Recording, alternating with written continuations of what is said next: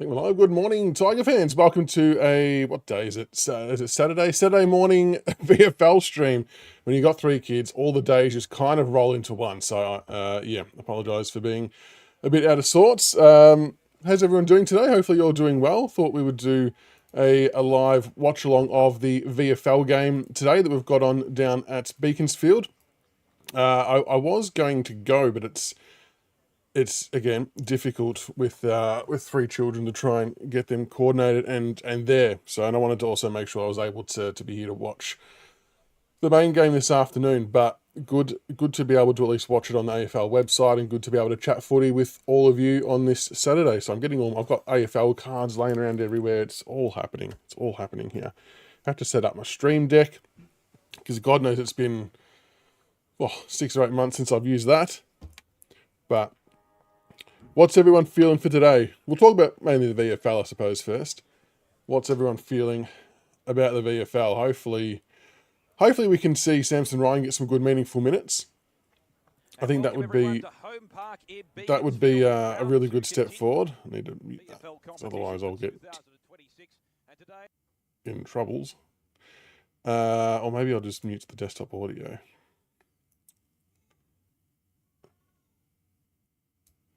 There we go. So I think as long as you can all still hear me, I just can't have the game audio coming through. Zach, you've got North beating Essendon tonight. I do as well. I do as well. I actually think, North are going okay. They showed last year was probably not a really accurate reflection of their progress, even though there's maybe still some question marks on it. I think there comes a point where they're going to take some steps forward. Hayes Brown in the ruck.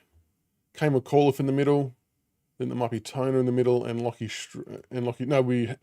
Hodden and Street, I think, to get us underway. But yeah, hopefully Samson Ryan gets some meaningful minutes today, because it feels like I think we will see Hayes Brown and all Ryan in the coming weeks when it's a bit better weather for Rucks. Richmond Brotherhood, hey, how are you, mate? What's going on? Oh, free kick straight off the bat. Hey, we've got the first free kick, folks. First free kick. Hayes Brown, I think they crossed over the line. Dave, what's going on? What do you know about Renfree? Well, as Robert Thompson gets the ball. I think Renfree also, just from memory from the Casey game, when talking to Manfred, I think Renfree has a basketball background, if I'm not mistaken.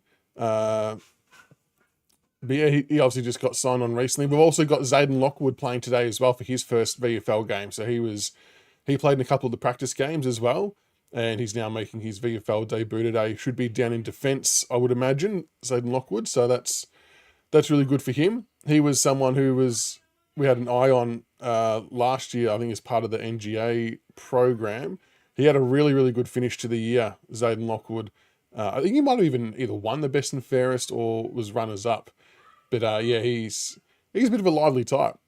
I actually don't mind what he brings to the table. So we've got a ball up inside 50. Doesn't look too wet there. I thought it was going to be a little bit worse after seeing, because Beaconsfield's not too far from here. Dave, you reckon we should win? Well, it's a good pass inside 50. Hopefully we can get the win today in the VFL, get off to a good start. Yeah, Hotton's a really interesting one. I'm with you, Dave. I really do think that he is a sneaky chance. Oh, good spoil. Zayden Lockwood, well done. Good first contest. Great closing speed there. Get around. I don't know why no one's getting around him for that. That was great closing speed. Jeez. Show the kid some love. I think that Hotton is a sneaky chance to get looked at as well if we end up activating the inactive list. And the only sort of player that will most likely be there would be Sam Cumming if he gets the shoulder surgery. So there'll be a little bit to watch in that space, I think. Oh, Peter, I don't know if it's so much they don't rate Hayes Brown. I think they've rolled the dice on a conditions type play in Perth. Could backfire. maybe there's an element they don't think he's ready yet as well, possibly. But I think my gut feel is the overarching thing is more to do with the conditions and trying to get good mark. Oh, it was a hold though. Jeez. Tony does all the hard work and there was a hold from someone else.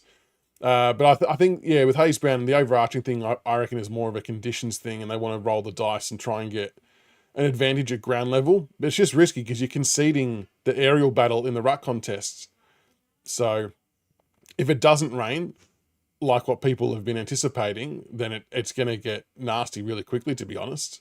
Caleb Smith, looping handball through the middle of the ground. Houghton involved early. Piker. Oh, good mark. Is it the tap? It is, the big tap. Good kick from Piker. I'm not sure if he was having a shot or putting it to the square. Either way, he's found Liam Fawcett. Will be on a bit of a tight angle here. Run around on the left, and he's pulled it to the near side for a behind. Probably rushed it a little bit there, Liam Fawcett. Should have actually taken his... Yeah, the commentators just said the same thing I did, that he rushed it. He should have actually taken his 30 seconds and actually composed himself before pulling the trigger there. Not sure why he felt the need to go so quickly. It was a good pass, though, from Piker. He's a lively type. He'll be one that I think we'll see at some point at AFL level.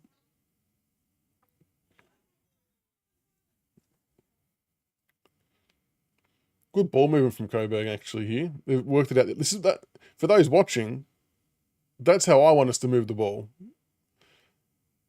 Switch it around the back line, get it out the other side, because it really causes chaos. Good spoil.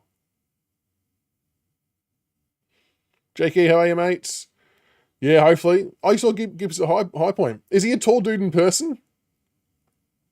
Oh, what a mark for Coburg.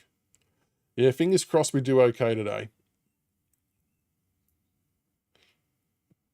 The big story will be all about, I don't want to keep mentioning it, but it's all going to be about the weather, because we have clearly taken a gamble with our selections as Coburg get the first goal of the game.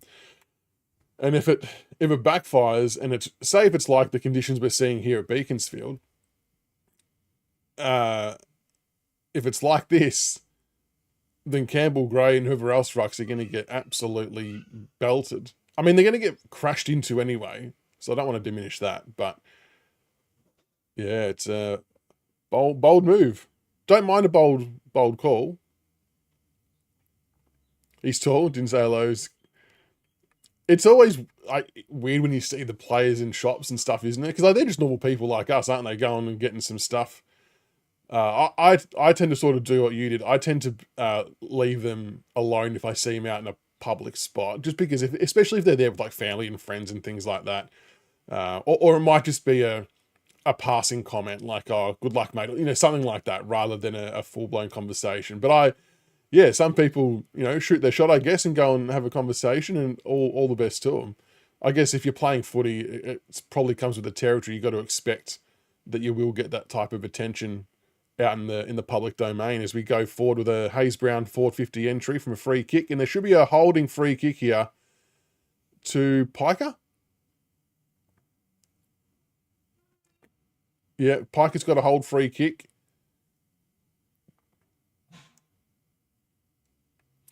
Mel, haven't seen a weather update. No, I suppose we may shortly. Because is it 3 hours at the moment because of daylight savings? 11. So it's only about 8 a.m. in Perth. So no one that I know would be awake yet. Piker lines up for goal. He's got his first for the day. Zane Piker on the board. Very good. He's going to be a player, this kid. Going to be a player. I know we've spoken about him before, that he's on the younger side, similar to my man Jasper. But in a lot of ways, very similar to Jasper. He's got really, really good goal sense and footy IQ to Zane Piker. And I'll just never get out of my head the video the club posted of how thrilled the selectors and the coaching staff were when they were able to read his name out. They had eyed this kid off for a while, I reckon, so they were pretty rapt to get him. Hayes Brown seems to be moving okay. He does get pushed off the ball still a little bit easy for someone of his size. And that's probably the biggest part of his game he's got to work on, I reckon. It's just the strength. And to be fair, Samson Ryan's probably the same. Advantage to Coburg as they go inside 50. Great spoil from Elnor.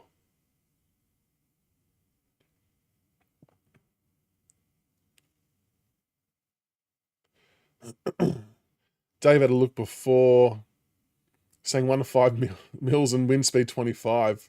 Geez, I hope that's wrong. Because that, yeah, if it's only that, Dave, it's going to get nasty, I reckon.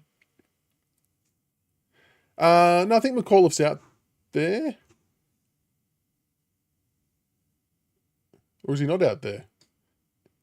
I'm sure I saw Kane McAuliffe line up in the middle of the ground for the centre bounce. He just hasn't touched it yet. I'll have to double check. Yeah, Piker was one of the last ones to turn 18. That's right. He turns 18 or turned 18 in December. So, like I said, very similar to Jasper, who was a very young player as well. So, like, but for Jasper and Piker, they're essentially 1 month away from being in the draft for the following year. So it's a big difference for them, especially coming into an AFL system. So I guess in some ways they have a bit more time on their side to develop and grow. But to be fair to Piker, he's already fairly well built, isn't he? Like, he's actually quite solid compared to Jasper, who maybe didn't have as much size on him when he first got to the club. Piker's definitely got some size. The biggest quads of all time. Maybe at the club. Peter, haven't seen Samson yet. So he'll be on managed minutes. I would assume he's going to play ruck and forward, but I haven't seen him on the ground yet.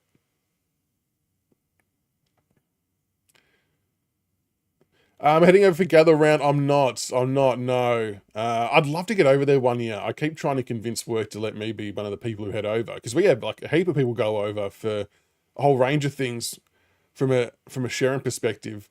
Oh, gee, that skidded very quickly. But no, unable to get over. I will try and get over there one year. It's just organising it early enough and making sure the kids can get there with time off as well. Could probably utilise my sister living over there and staying with her potentially. So yeah, might do. Are you heading over? Is anyone else heading over to Gather Round? It seems like it's an awesome occasion. Oh, dangerous kick into the middle. Great hit. Good mark from Lockie Street. He's probably unlucky not to be on an AFL list. Well, Anthony, I mean, you've got your views, of course, but we won't know if it's a bad decision until about later, 7 o'clock tonight once the game's done. A bit early to make a call one way or another. Ferguson just got caught there. Yeah, and like with Richmond Brotherhood, with Gather Round, I wouldn't care even going to other non-Richmond games either. It just feels like it's the atmosphere, the carnival, the football, and I think from what I saw last year, from like the bits and pieces the guys and girls at work were showing us, they've actually done it really, really well in terms of all the different activations and setups and things that you can do with your family. So they've actually, turned into a really cool occasion for people who go, rather than we're just going for a series of games. Oh, NRT. On the left inside 50, we've got a free player. Centers it. Renfrey kicks it to Ferguson, who runs into the open goal. Tigers have got 2. Oh, Dave, you're going this year? Nice. So I assume you went last year as well. What did you think of it? For anyone who went, what do you think of it? Sloffy, the VFL is on the AFL website. So when you go to the AFL website or the app on your phone, whichever one, where it's got the 2025 AFL Premiership season, click on that drop down. You should be able to change it to VFL, and then you'll see our game there with like a watch now button. I believe it's the only place there is to watch it. 6 games this year. Nice. Did everyone else who went to the Gold Coast game get an email from the club, like a thank you email, and you get entered into some draw to win a prize? Yeah, Rising Phoenix. That's a good centering ball from Renfrey. There you go, Samson Ryan in the ruck here, folks.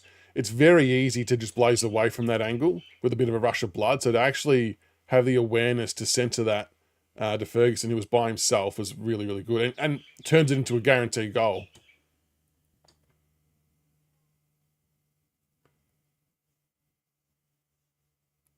Geez, Coburg had done well there.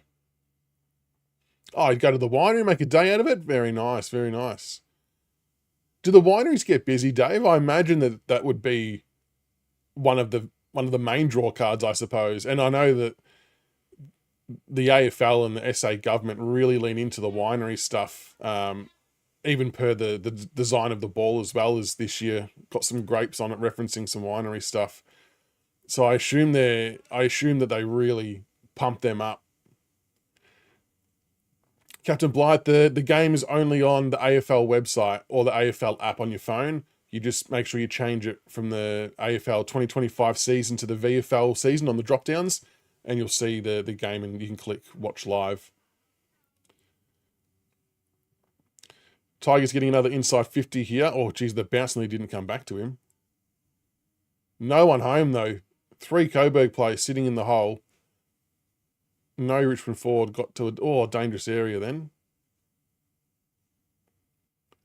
Oh, Caleb Smith just standing off centre on the mark. Does it still feel like that players haven't quite worked out the new stand rule yet at like AFL and VFL level? Or maybe the officiating hasn't worked it out yet. I'm not sure. It could be a bit of both. I think I'm a point off. Oh, I didn't start the timer. Every time I've tried to do this, I've forgotten the timer. 14 and a half minutes gone in the first quarter. Samson Ryan rucking, big punch forward. Yeah, McAuliffe in and around stoppages. Oh, that's a scrubbed kick from McAuliffe. Jesus. Good tackle. Harry Scott, nice tackle. Yeah, Beaconsfield Nuclear Days. Yep. I would assume that we're playing here. My guess will be because Frankston's being used. Or I don't know or we have some type of agreement because we do like the family day out here as well. I'm not sure. Like I think it's kind of via the Aligned Leisure program. I don't know if that's got something to do with it, but my number one guess would be because the Frankston ground's being used because we obviously played a lot of our games there last year. Obviously, we can't use Punt Road for obvious reasons. But yeah, that would be my first guess. Oh, they've overcooked the handball here, Coburg. Turnover complete from the Tigers. Oh, the kick though, let him down. Burton gets a nice handball away. Oh no, we've got a free kick for a dump tackle or holding on. Yeah, it's coming back to Ferguson, I think. Jakey, what happens if something happens in our game later in Perth? McAuliffe's an emergency and Fawcett. They're playing the VFL game. Yeah, so there'll be who was the third as Rechko lines up for goal on the boundary. Oh, we've given away a free kick on the goal line. Wow. Fawcett takes the mark. We've given away a hold and given up the certain goal. So on the emergency piece, let me see if I can find our emergency list, because that will probably give us a little bit of an indication of what's happening there. Okay, so Kane McAuliffe and Liam Fawcett are both playing in this game, but James Trezise, he'll be the one in Perth. So he obviously won't be out there playing VFL. But I understand what you're saying, though. Like, if something else was to happen, like if someone was to roll an ankle or whatever before the game, and then they wanted to make a change with Trezise as well, I guess that's the risk you run by not sending 2 emergencies over. Like, I'm not sure, as Gibkus takes a really nice mark in defence there. Good to see Samson Ryan floating back, but Gibkus's kick was not great, and Coburg, of course, the turnover and gold. Very dangerous kick there from Josh Gibkus, and Coburg capitalise and kick their second. So yeah, Trezise will be there on ground as a emergency.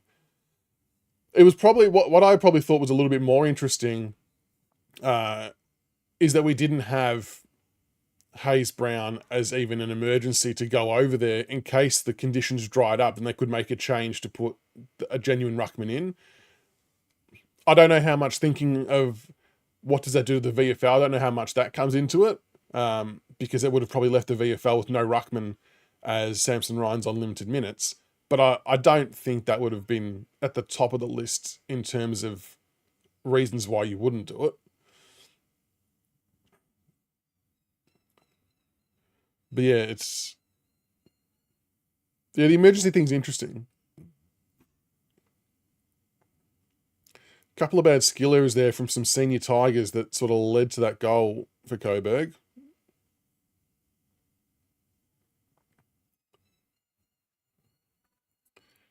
Geez, it'd be unlucky. Yeah, I was going to say, if he gets pinged for that, Jesus Christ, that would have been extraordinarily unlucky.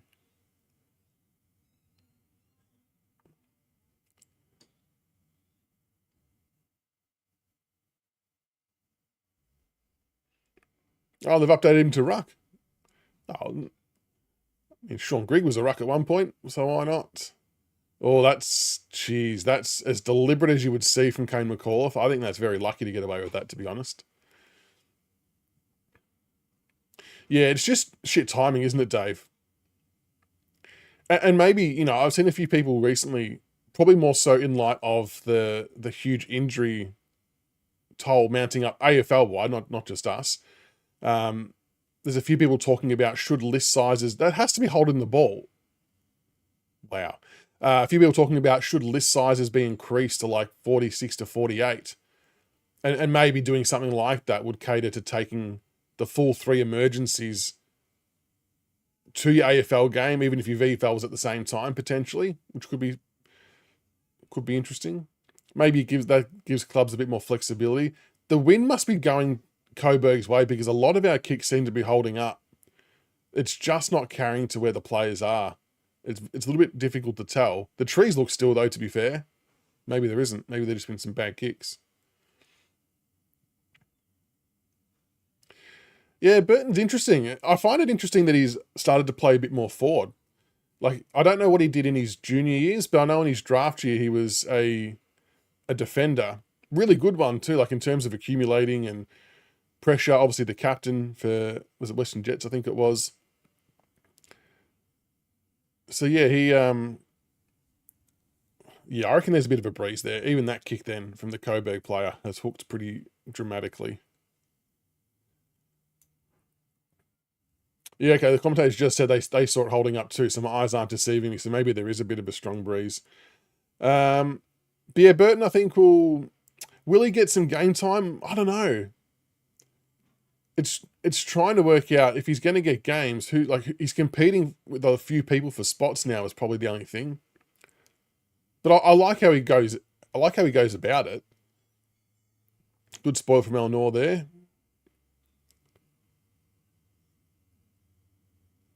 Oh, Coburg, little chip in board. Oh, we've got numbers here. We should be able to exit. Caleb Smith has the early bounce going out of defensive 50 with a kick. Good kick. Great kick. Ran free with his first game. Good size, Renfrey.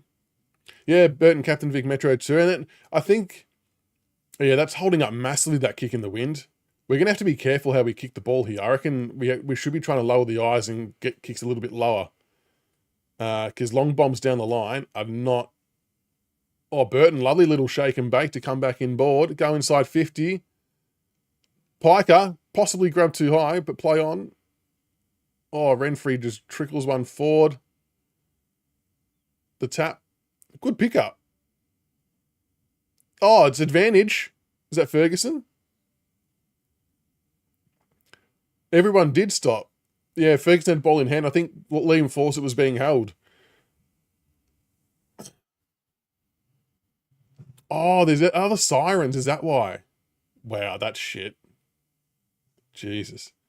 Good goal. But yeah, Burton, I think we do have a real tendency to lean towards players who have got leadership experience, don't we? Just as a general rule of thumb. It just seems to be something that we do like. Paulie, do you think David King's gumboot remarks will make conversation inside the 4 walls? You would think so. Yeah. But as it should. It's weird though, because today, if it rains as it's meant to, today's actually not the day to change it up, because it actually would suit those midfielders in there. But for a dry day, we absolutely need to get a different look at it. We've been talking about it for a couple of years. The club even talked about it in the off-season. Really good mark there. Even like Tim Taranto was talking about it in some press conferences pre-season. We've just got to see it activated. And like, I know there's some players out, like Houghton obviously would be one that goes through there, but there's still players in the side that can go through there. So there's still not really a reason why we can't have, say it again, Seth Campbell, Maurice Rioli, even a Steely Green. If you look at what Hawthorn do with Nick Watson, no reason why Steely couldn't do something like that, as there's a poor kick by Rechko that turns over. We just haven't adjusted to the breeze here when trying to hit some targets. Good mark. Zayden Lockwood, lovely. Yeah, another game nearby.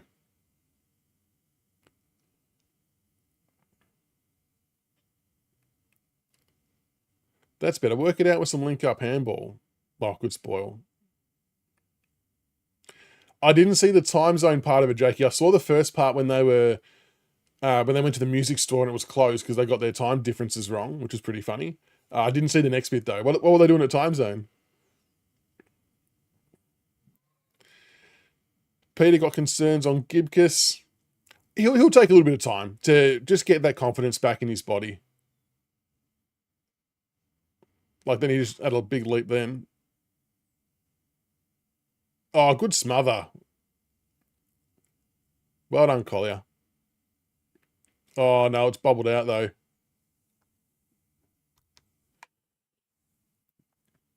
Yeah, it could take another, 8 to 12 months potentially for Gibkus to get that confidence back. It's just one of those things that, that has to be a free kick. Yeah, it'll just happen when it happens. I don't think you can really put a timeline on when he'll start to feel 100% confident again, because the two injuries he had were pretty traumatic. I think you see glimpses of it. Oh, that's a shit handball in games, but it's just having him unlock it for 4 quarters, I guess, and he'll be feeling that a little bit too, I suppose. Oh, but we're out here. Rech goes out in space so we can get it over to him.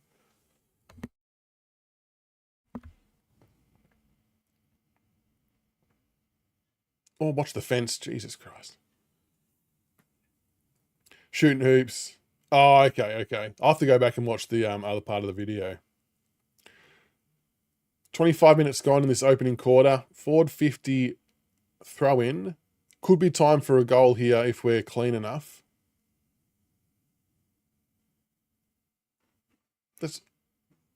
Good tackle. Coburg have exited. Jeez, definitely kicking with a breeze there. Wow. Incredible coast-to-coast play there from Coburg, utilising the breeze with some really nice kicks into space. Oh, there's Jaden Stevenson, who was trying to get on the Port Adelaide list. Jesus, that's moved really quickly, that ball. Wow.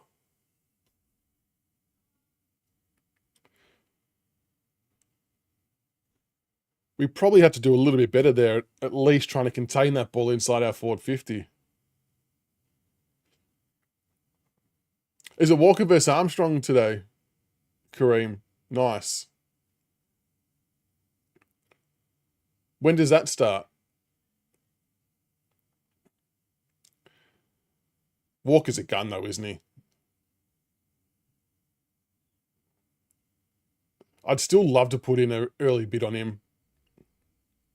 We need Carlton to start winning games so they go up the ladder a bit more, so it really compromises their pick, just to put the squeeze on a little bit. They'll find a way to match, but would love it if we could cause a bit of chaos in that space. That's a better kick from McAuliffe. Yeah, Rechko will definitely be pushing. He's had a couple of, early jump there.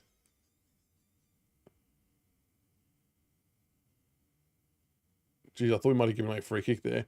Now, Rechko's had a good start finding the ball. A couple of bad kicks. However, like I said, I don't know. It's hard to tell how windy it may or may not be there. But from a work rate perspective and an accumulation perspective, he's definitely doing himself a few favours. Got Fawcett in the ruck in the forward line. Geez, that's a lucky kick out, isn't it? They're at 12, okay. Oh. If he had just competed for the ball there, he might have actually got that. Sirens gone, quarter time. Geez, confusion on the sirens. That's not good.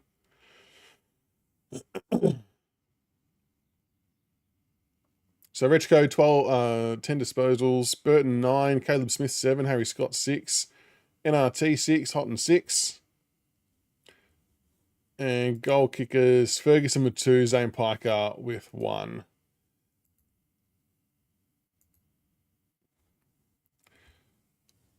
Not a bad start. I think I've missed a point off the Coburg score. Not a bad start.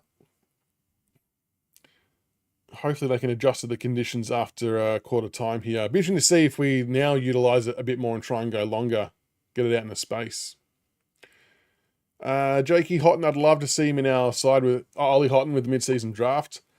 Yeah, it would definitely be in consideration, you would think. He just has really good moments where he shows really good AFL traits. Maybe isn't as quick as Taj, but he's still very bouncy and very agile, which is always handy.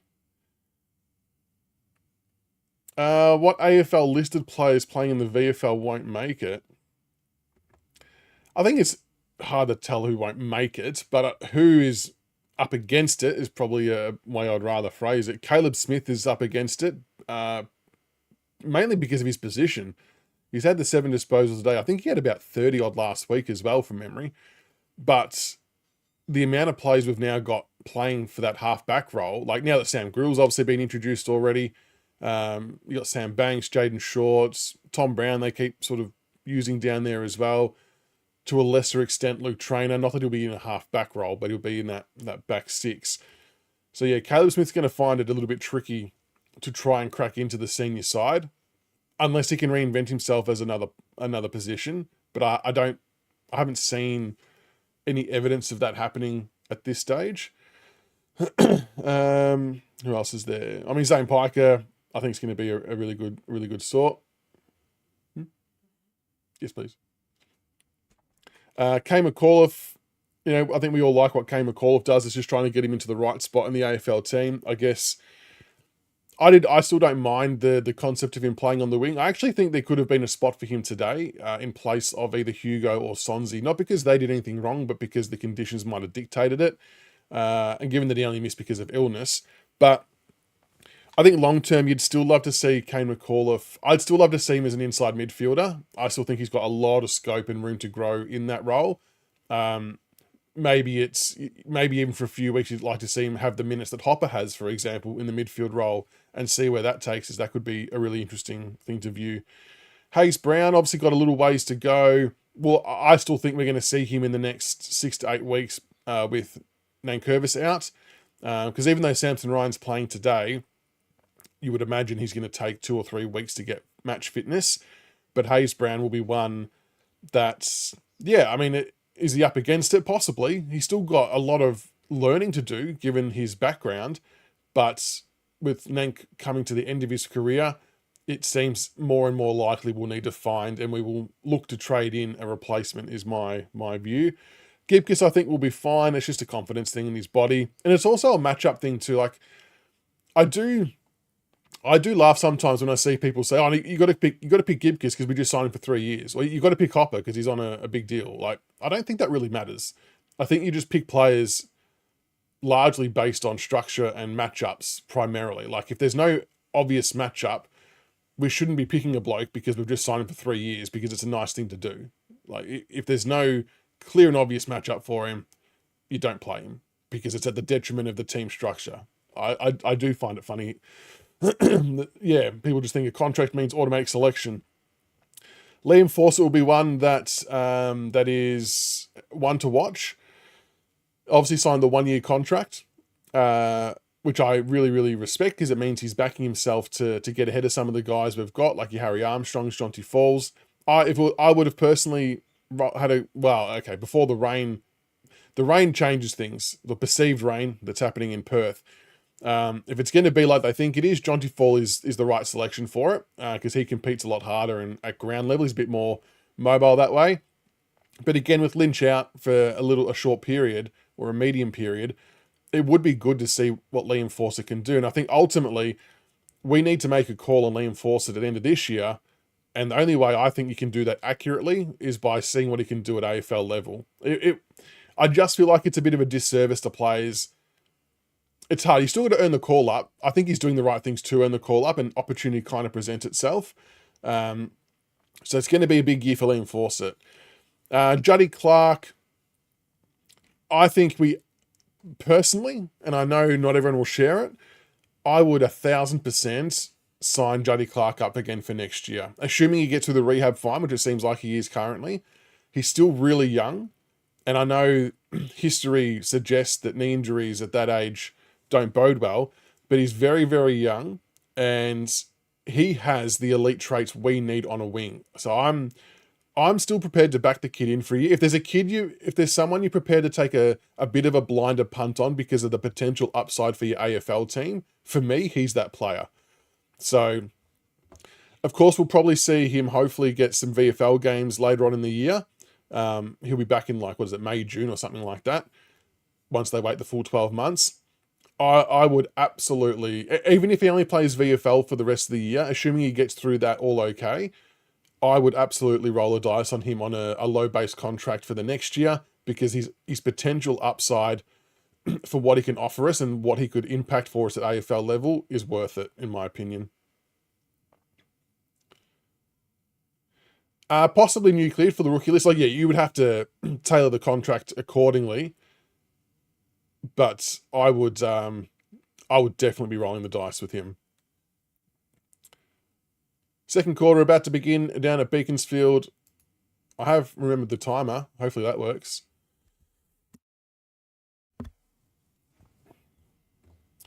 Mate, yeah, sorry. As Adrian put, on the AFL website or the AFL app is where the game can be watched.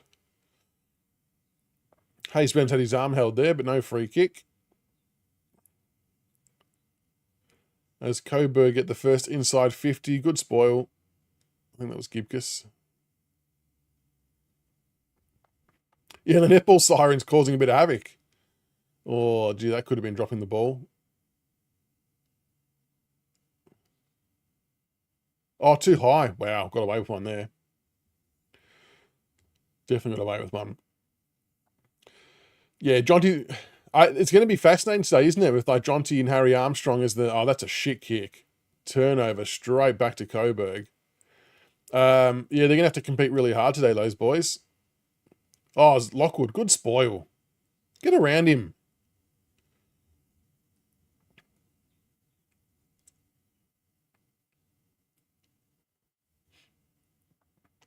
Michelle, you'd be surprised if they don't persist with Juddy. I'm the same too. I'd be shocked as well. Yeah, Shane, I've noticed that too. There's actually been maybe 3 or 4 ruck contests in the middle of the ground that I've actually cringed a bit, worrying he's going to hyperextend his knee or something. And he's given away a free kick now. Oh, was it illegally? That seemed a little bit harsh. Wow. Yeah, I thought his legs were getting moved from under him as well. That's right, Michelle. His ceiling's huge. There's only a few players you would maybe take that risk on, and I just think he'd be one of them. What happens with Hopper at the end of the year? Good question. Yeah, good question. I mean, there's obviously a bit to play out in terms of the rest of this season, as Coburg come in and get behind to start the second quarter. Look, he's going to have to improve the quality of output. The thing with Hopper, he'll always be able to find enough of the footy, but it's making sure that the possessions he gets are meaningful. And that goes for a few players as well. It's not just him. And today, Eleanor sells a bit of candy. Today, if the conditions are as bad as we think they are, should suit his game style reasonably well. So if he can't have an impact today, then I'm not sure when he will, to be honest. Oh, Renfrew with a basketball bounce, then got taken out of the contest, earned himself a free kick. Phoenix wants to take the punt on Renfrew already. He looks all right, doesn't he? Oh, the kick wasn't wonderful.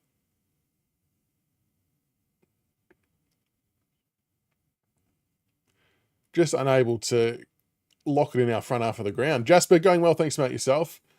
They're going okay. This is the VFL for today at this stage. Well, we're behind 19-25 out of Beaconsfield.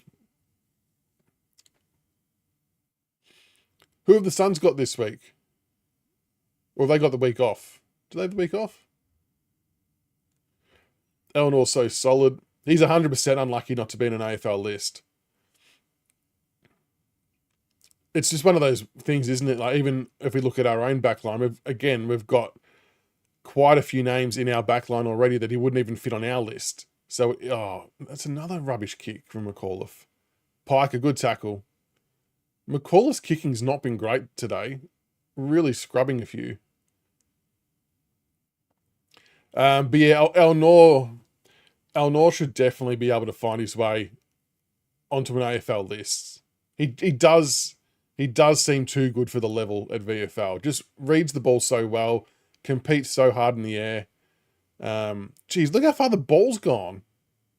It's probably rolled about 35 metres. But yeah, unfortunately, it just won't be for us, I don't think. But no doubt he'll get questions asked of him. Ferguson is just one of our VFL listed players. He kicked a couple of goals already. Lewis, I think there'll be clubs lining up, like GWS, Crows, Port Pies lining up for Fawcett next year. Free hit for them. Fair call. I think that's a fair call. Collingwood's not a bad shout, are they? It's just dribbled at the back. Easy goal for Coburg there. Yeah, I think if we don't sign Fawcett again, I think you're right. I think a few clubs will ask the question and roll the dice on him for sure. Especially if they can give him that full exposure, it might fast track his development. Does Hopper have any trade value? I guess it's in the beholder of the club who would want him. What is interesting is the fact he's contracted till 2029. That sort of, in theory, puts his value up if anyone was to want him.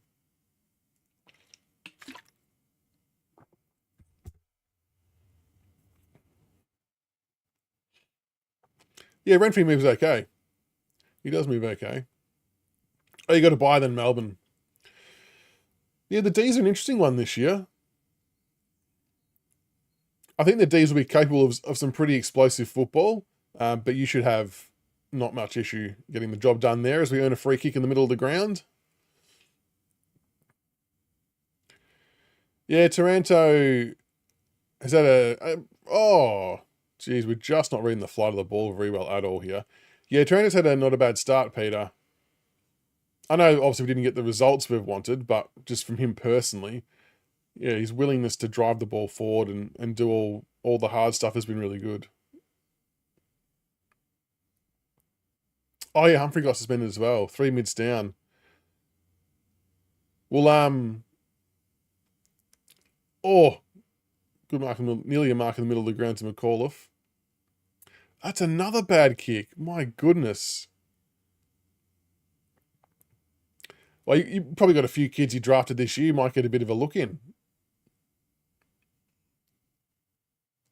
Lockwood, good mark. He'll be a player. Good spoil. He defends really well. Very similar to Eleanor in a lot of ways, that he reads the ball really well. Like he picks the cues up from the kickers early, just from the small sample size we've seen. If we see Noah Roberts-Thompson, where would we likely play him? I think we would use him half forward initially. The question would be, I know we've put 45,000 people on the wing, but the question would be, does he have the tank and the skill set to transfer onto a wing later on in his career? But I do think early days would be more of a half forward, I reckon, who can maybe push up around stoppages. I like him being a left footer, adds a bit of a point of difference. Which sounds a little bit silly, but we don't have a lot of left footers. So to have him sort of wheeling out and around and changing direction a few times, it's not the worst thing to have. Good ruck tap by Hayes Brown. McAuliffe gets the handball out. Oh, the big tap crashes the pack. Piker. Oh, Piker could have actually probably turned completely and taken off. I don't think he realised the Coburg player was completely out of position body-wise. He tried to do the right thing, though, and give it off to Kane McAuliffe then.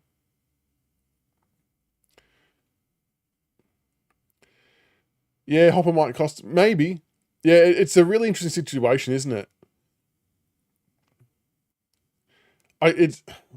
What makes it a little bit more tricky is we're obviously missing out on getting games into Houghton and Sam Cumming, like players who are potentially the ones likely to go ahead of some of our midfielders to take spots, but they're not getting the game time because they're out. So it's does that maybe give them a reprieve for another year potentially?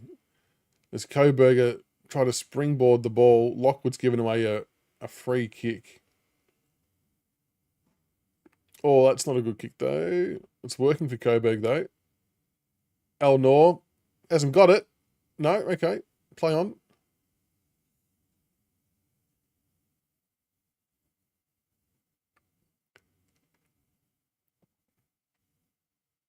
No, we didn't have anyone go there defensively. A good spoil. Gee, still didn't go through for a point. Just struggling to get numbers at the drop of the ball in the back line here. Well, it depends on if there's someone who can adequately take his spot though. Because if that doesn't happen, then no, we might not. And that's the thing, like it's all good and well having these kids on your list, but the reality is that none of them are going to be ready enough to take on a full-time midfield role to the level that Hopper and Taranto on that play. So we can't expect them to step in and do 80% or 86% midfield time. But then it's like, can it be spread? Can the load be spread to achieve the same outcome? I don't know. The ball is locked in our back half here. Coburg are doing really well with some repeat entries. They're going to get another one here. Another entry. El Nor reads the flight well. Takes a relieving mark deep in our defensive 50. But we're going back the same side. Mix it up, lads. There's already enough numbers. Oh, that's... Jesus, that was a lucky kick. That just cleared the Coburg player. Long kick forward. The wind's carried that an extra 10, 15 metres, I reckon. Definitely a breeze going to our end now, I reckon, in this quarter. Are all games on KO, Jakey, or was it just the select games? I didn't even check Foxtel, to be honest. I just thought it was only going to be in the AFL app. Are all games there? Hayes Brown, good tap.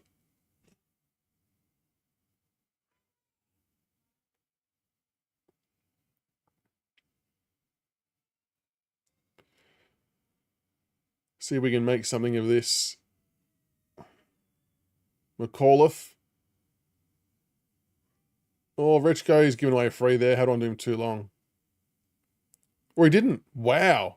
How is that not a free kick to Coburg? The umpire was right there. I'll take that. Okay, just select games. Right.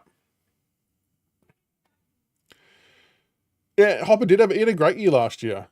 And so did Taranto. Both of them deserve to be as high as they were, obviously, in the BNF standings. And I've said this for a while, like individually, they're both not bad players. It's just the mix when we've put them all together. Although Hopper's first two games haven't been wonderful, but I think he's got enough runs on the board that you give him a chance to turn that around, but it has to happen soon. As Coburg exits way too easily. Yeah, Jasper, they've rolled the dice today. They've definitely rolled the dice with the ruck stuff. I think they're banking on it being really, really wet over there.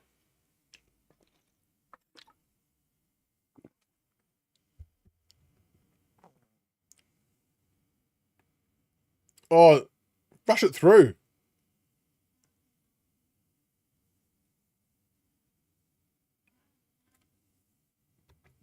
Geez, they could have just run it through if they wanted to.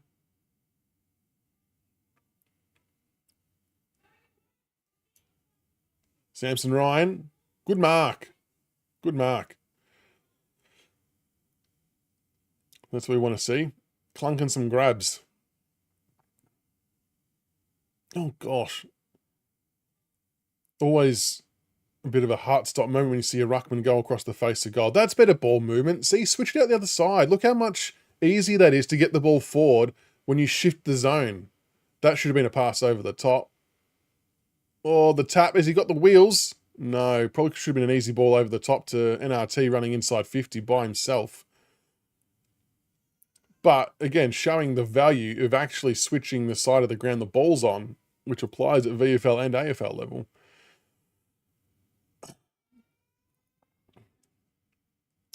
Oh, Peter, I'm not sure that Charles the one that got away.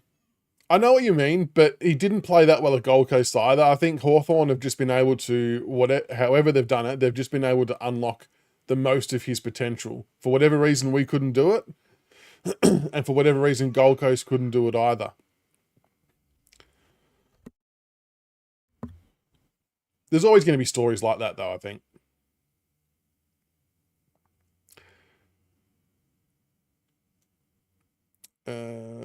Both Tigers, Ruckman. Yeah, it's going to be interesting, Jasper.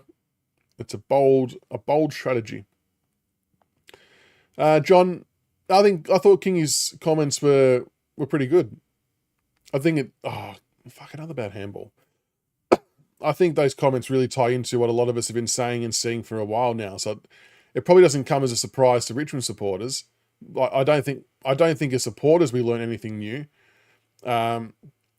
But I guess it's maybe nice to have a bit of approval, or it confirms what we've been seeing when the media start catching on to it too. So hopefully we see some change. Like I said, I don't think it's this week. This week, if it's going to be wet, doesn't really call for those particular changes. But when it is dry, we need to see some different players. Jakey, I think we can beat Port. That needs to be the game that we really earmark as one that should be a genuine winnable game. As Coburg get a goal, skipped out to a further lead. This game, Lionheart, is on AFL app. AFL app or AFL website, you can watch the game. Richmond McAuliffe next week. I know the numbers say they've had 12 and 11 respectively. McAuliffe in particular has had some really poor disposal, though, if I'm being honest. And I know it's a little bit blustery there and it's a bit greasy, but there's been some, crap passing. Rechko's been a bit better. I would say, out of the two, Rechko's put forward a stronger case currently.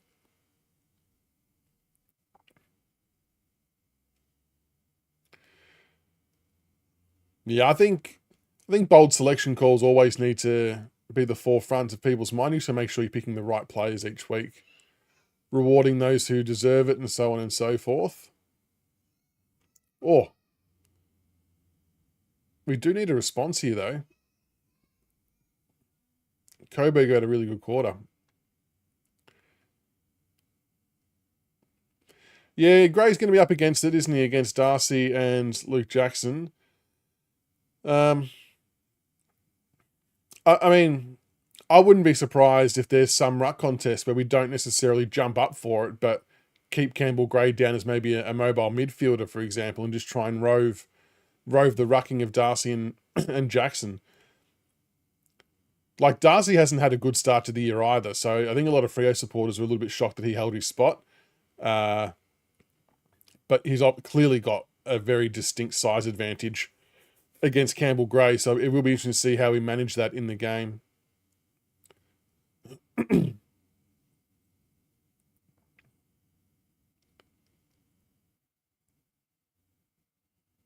Oh, Stevenson's wheeled around. Oh, wow, they didn't pay that a mark. Jeez. Damien, good morning, mates.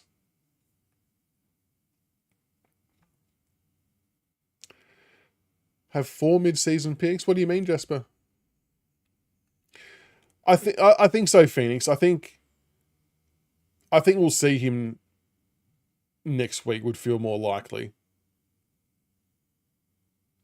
I just think the conditions went against a Hayes Brown selection.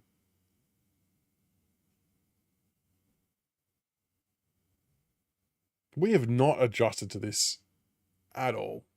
Well, that's a helicopter.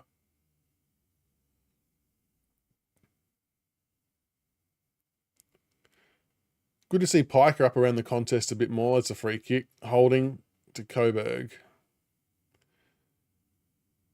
He did not have it.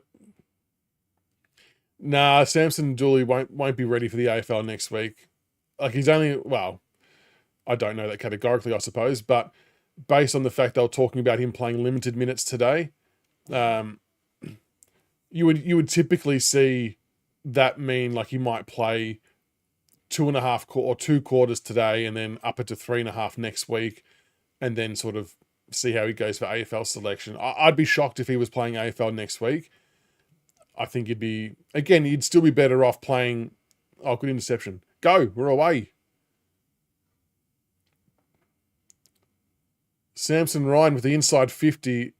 Oh, God, that was ugly. Out of bounds on the full. I think he was having a shot and just completely muffed it.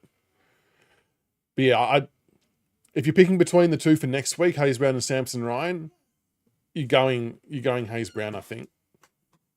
Just because of match fitness, you can't have Samson Ryan come into the AFL after half a game. Oh, hi, Riley. Coffee. Oh, thank you. You want to see? Yeah. Oh, okay. Thank you, Mummy. You want to come say hi? You wave?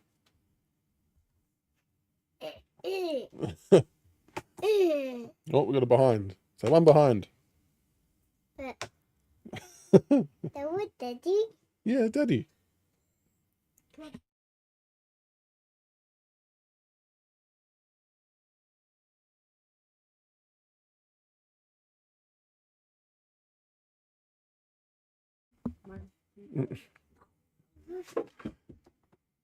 So, how do I think Jasper will kick today? I'd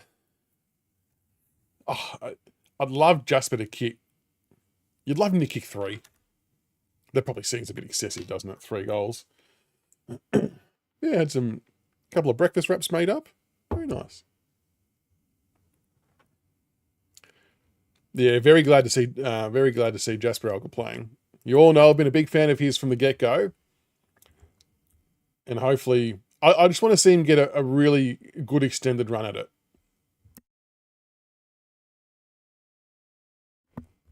Like, you want to see 4 or 5 games, get a real good sense of what he can do, and yeah, who knows what happens from there. Oh, Cope, that's dropping the ball, surely. Good tackle. Good tackle. Dave, if we beat Port, Butters may consider us on the up. It'll take a lot for us to convince Butters, I think. I just think he's like a year too old for us. I do feel like the Bulldogs are in the box seat, which is scary because they're already going to be a really strong side. Good ball movement here. Pike is free inside 50, and that we've gone deeper. Oh, NRT. Unlucky. Good kick. Good spoil, though. But yeah, no doubt we have to win some games to put ourselves on the map a little bit for players to come to us, because undoubtedly we're going to chase someone in the off-season. Like, we have the money. Oh, Samson Ryan takes out the ruck. Good handball. Oh, jeez, it nearly jumped over the top there. Like, Darcy Wilson's another one that I'd love to have a crack at. Is Rivers from Melbourne? Is that someone you have a crack at? He just got dropped. Do you start asking the question there? Zane Pike is going all right, Jasper. He's going all right. I like seeing him push higher up around stoppages and contests. I think he's got really good footy IQ. Good goal sense. He got a goal earlier. So he's very young, so there's still a lot of sort of development stuff to go, but I really like where he's at so far and what he has to offer. Free kick to Coburg. The only problem with Butters as well, and this is to your point talking on the street, the Port Adelaide have already said they're going to match whatever offers whatever bids come their way. It's a really like ballsy thing to come out and say, and I respect it. And it's just going to force whoever wants to get Butters is going to have to pay up a shitload. Like we're talking 2, maybe 3 first rounders. Would I be prepared to do that? I'm not so sure. Like there might be other players in free agency or trade you can get that it's hard. Like Butters is Butters, right? He's a gun. And I don't want to be dismissive of that. Has to be a trip. I don't want to be dismissive of not getting a gun footballer into our side, but there's the right price for it too. Rechko's free at the back of the 50 if we can see him. Overcooked it, but Fawcett got smashed then. No? Okay. Oh no, they paid the free kick. I was gonna. How did the 2 umpires near the ball not see that, and the one off the ball saw it? Bloody hell. Today's game's for Jasper. It could be 3 off the ground goals, Dave. That's a good call. We've got Liam Fawcett lining up for goal here. Phoenix, what are your thoughts on the draft change where if our top 5 selection slides down? Yeah, it's a shame we didn't have the change last year, isn't it? With how much our picks slid. I don't mind it though. And you would think, I know it's early in the season, but you would have to assume that we're going to have a top 5 pick. And the key is trying to finish above a team or two as Fawcett comes in and misses to the near side. The key is trying to finish above a team or two that are going to want to bid on Walker and Dougie Cochran, which could then see our pick slide a little bit, and then you get a bit of compensation for it. So it'll definitely help, I suppose. Dave, reckon we'll get 1 big fish and a ruckman. I reckon that's about right. The big fish may not necessarily be an A+ player. What would we say that Darcy Wilson is? Is Darcy Wilson a B+? Probably a little bit early to tell fully, isn't it? Like, do you have a crack at a Bailey Humphrey as well? Why is that a free kick?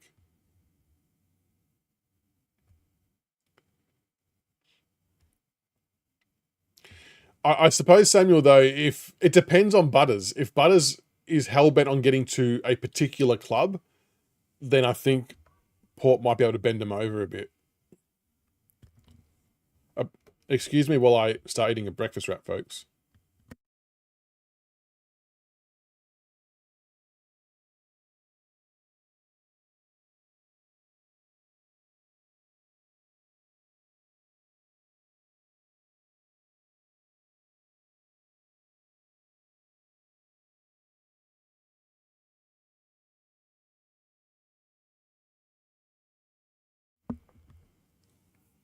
Mark, if you're at the game, I didn't mean to yell and I apologise. I just got excited.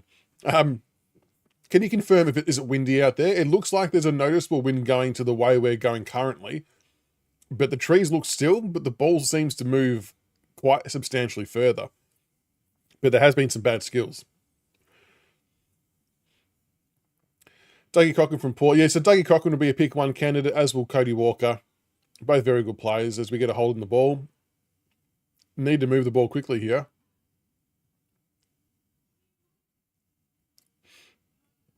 Yeah, and that's why I think Roman, that's why I think Butters will join the Bulldogs. Oh, Piker! What a mark! Good mark, Zane Piker. Just flew from 3 deep. Gets the ball moving inside 50. Samson Ryan can't get his hands on the ball. The ball just travelled away. What a mark, though, from Zane Piker. Good grab.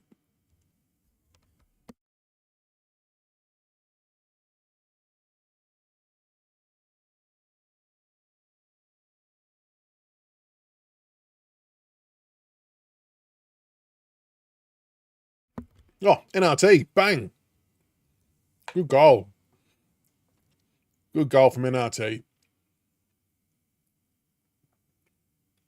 That's what I mean by playing him at half forward, I reckon.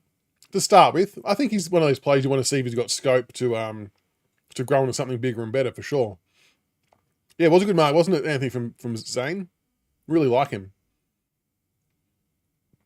Just read the flight nicely, and it's a shame that we don't see replays. I'm sure it'll be on one of the VFL tweets or something. Yeah, Melanie, good shout. Zach Bailey. That's a good option too. Let's assume that Butters is not gettable for the sake of the discussion. who would then be everyone's number one target for trade or free agent? Assuming that Butters isn't the man for us for whatever the reasons, who would then be number one? Hopefully we can not concede here. Yeah, Piker and Campbell could be a good combo. Well, Piker was an emergency last week, I'm pretty sure. Oh, Ryan almost got the mark inside 50. Good tackle. Oh, too high there, surely to us. No, okay.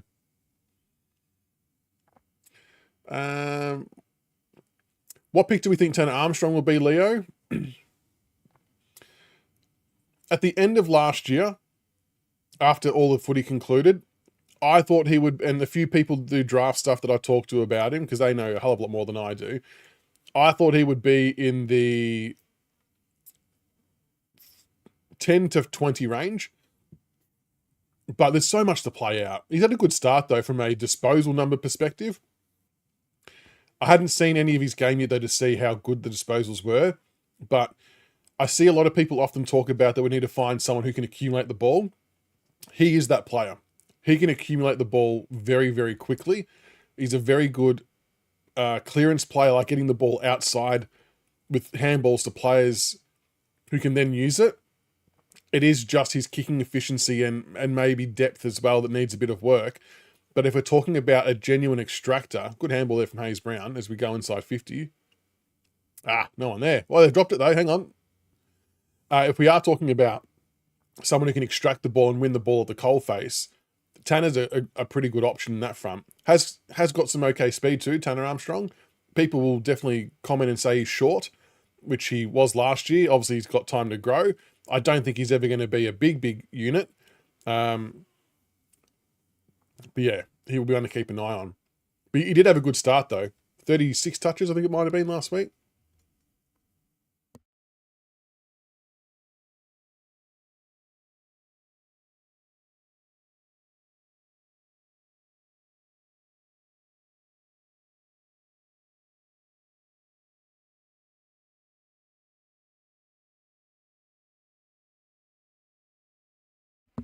McCullough's been okay, Anthony. He's had some shit disposals, to be fair.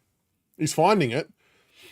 But his ball use hasn't been... It was better in the back half of that quarter, but the first quarter there was a lot of scrubbed and shit kicks that were turnovers that you'd love to see eliminated from the game. But we were at halftime.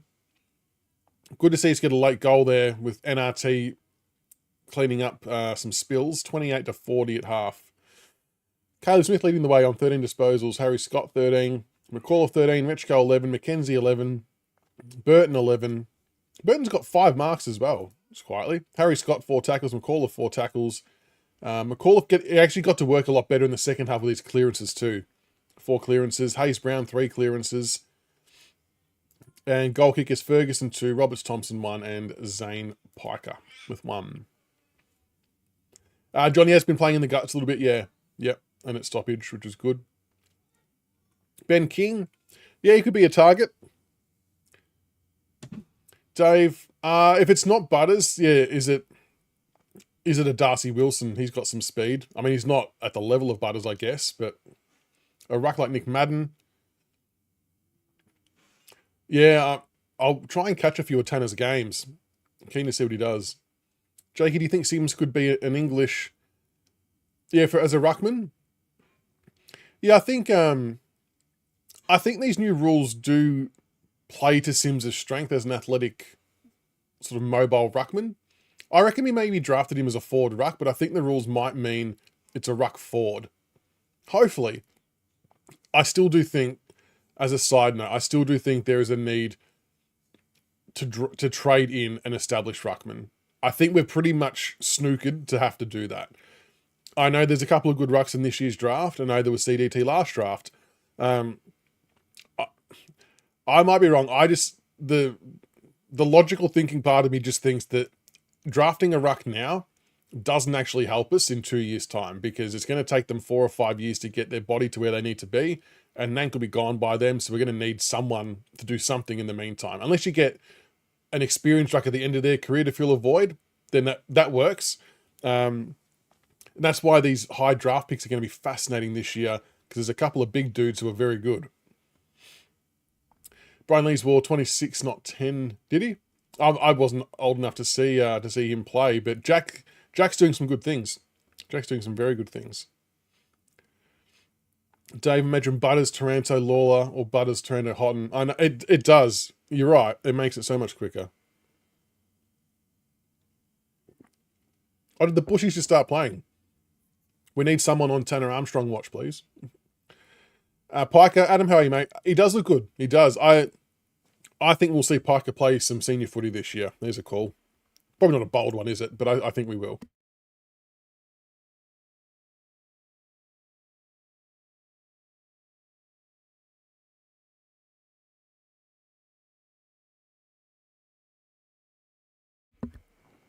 It has been sloppy, Adrian. There's been a lot of missed targets from both teams. Samuel, do you like Prestia playing up forward? I don't mind it. He's shown historically a knack of getting in the right spots to score goals, hasn't he? What the unknown is with that, though, is he finding that space? I think he finds that space more so when he drifts forward as a midfielder and someone's not tracking him. How does he go as a full-time forward if we ever go down that path? I'm not sure. But he does get to the right spots more often than not, doesn't he? So it could be something to look at. Yeah, Burton's an interesting one, Paulie. He's doing all right early days. I'm just not sure who he fits into the side for.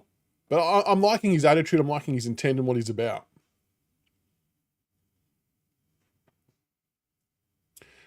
Yeah, Mark, it does feel like we are lucky. I mean, the scoreboard strongly suggests that too. 10 behinds to Coburg. They definitely squandered a few opportunities to put it even further. You're right, though. It's been some of the AFL listed boys that have been letting us down skill-wise. I really liked Piker, though, and NRT. They've been good. And McCall second half of that quarter was good, too. Phoenix, Armstrong last game.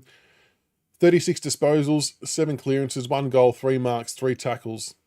And they lost by 87. And that's been the thing, is that even last year, he was pretty much the Bushrangers' #1 midfielder as an underager, which, look, maybe it says more about how the Bushrangers were travelling as a team, but it also says a lot about him as a player and how good he was.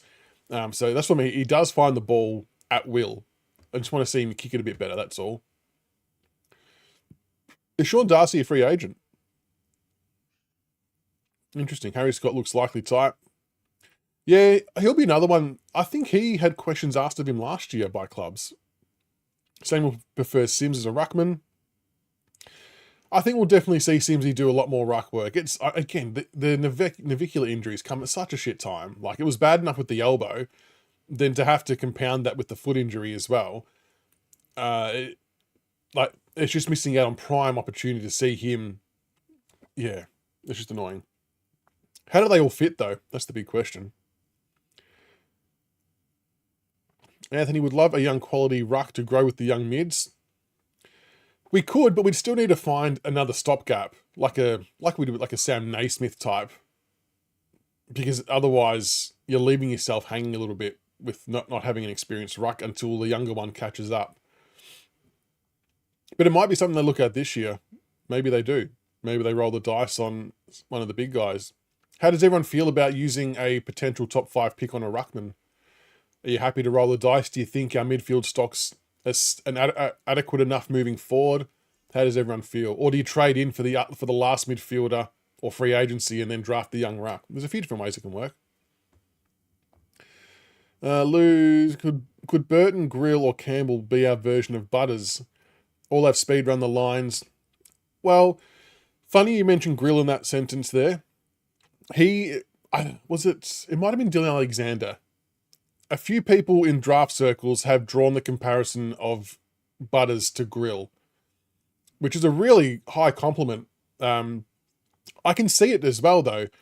Like the pace, the ability to take the game on, the changing of direction. Butters is really good at that, and so is Sam Grill.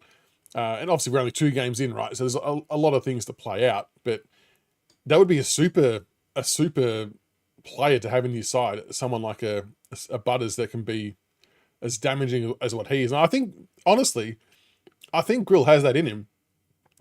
And I just say that purely on the back of the dedication he has to get better as a footballer. Like, he is a relentlessly hard worker. And typically, if you work as hard as what he has shown so far, that good things typically come to those types of players. And I know you need a lot of the other things to go well for you, but he will leave no stone unturned. So there's no reason why he couldn't. What about getting Marshall over from St Kilda as an experienced ruck? That's kind of the player I'd be talking about, yeah. So hypothetically speaking, if we drafted a ruckman this year who's not going to be ready for 3 or 4 years, then yeah, you would look at someone like a Rowan Marshall. If we don't think Samson Ryan's going to fill the void that we need him to, when he's got this year, he's on the list next year, so we've still got a time to work that out. But if we need something more immediate, then yeah, someone like a Rowan Marshall to fill the void for 1 or 2 years while the younger one develops would be perfect. That's a good shout. Is it working for St Kilda? Is it working having the De Koning and Marshall combo? It's interesting. Peter, I noticed the vision on the AFL app is a long way from the play.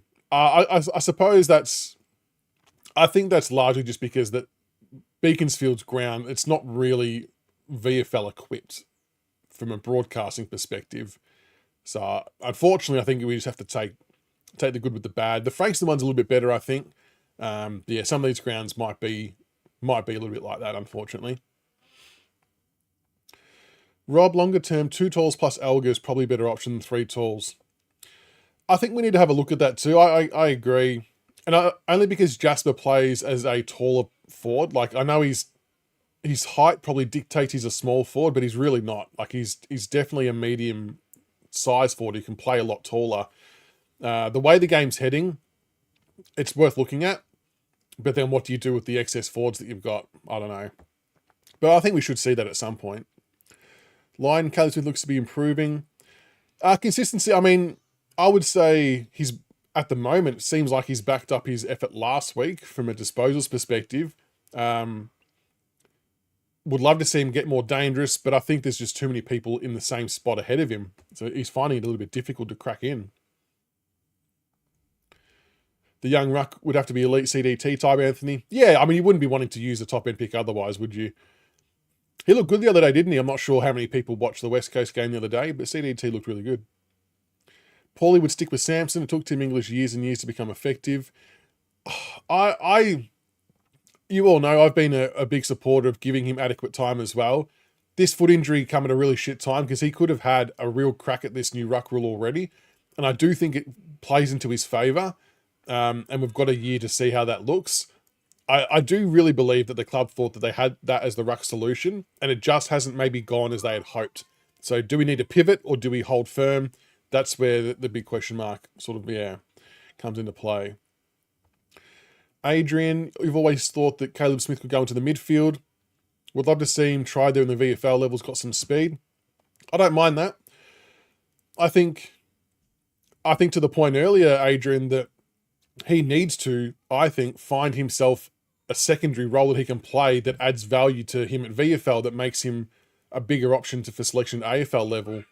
But then if you do that, you've got to then play him in that role at AFL level. So I think he's going to find it hard to crack into the half back line, so I actually don't mind that. Nuclear Days history says we go for guys like Nank, Marek Simmons. Yeah, exactly.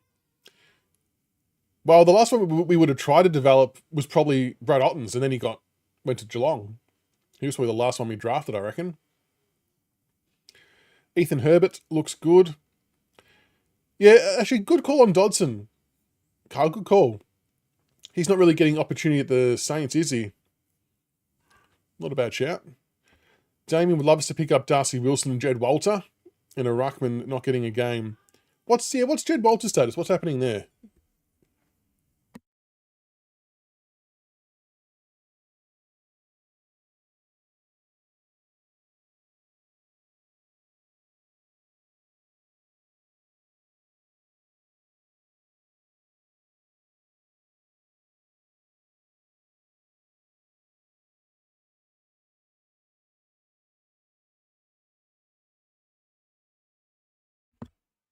I'm going to see if I can find the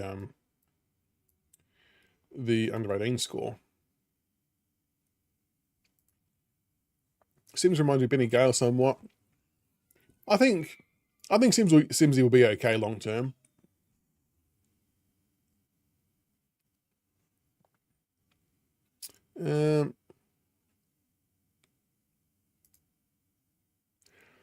How do we find? How do you find the under 18 games on the AFL app? NAB AFLW, VFL, VFLW, under 18. Well, it's not the champs. AFL Origin.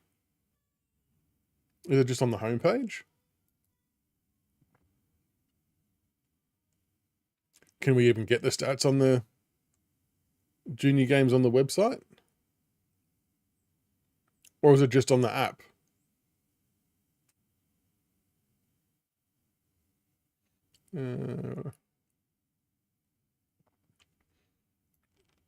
Or, yeah, why can't I find that? See, it shouldn't be this difficult to find. Maybe I'm just looking in the wrong spot, but it feels like there should just be a drop down where I can just go to the talent comp on the website to find the scores. Jacob, except for Vlosten, who do you think is our most underrated player at the moment? I do like that you've put Vlosten straight at the top of the list there. Underrated player. Underrated. Let me come back to you. Good question. Underrated player. Oh, no stats. God damn it. Is it maybe someone like is it a Ryan Mansell? I'm just thinking in terms of importance. I do think he's quite important to our side, given how young our forward line is.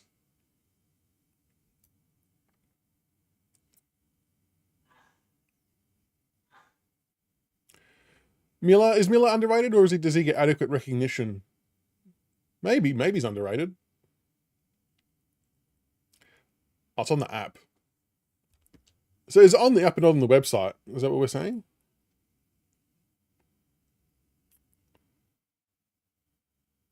How stupid is that, just quietly? That you can, yeah, it's straight away on the app. I was looking on the website, not there. How does that happen? So we've got Northern Knights and Eastern Rangers at the moment. Oh, Murray Bush Rangers, Bendigo Pioneers.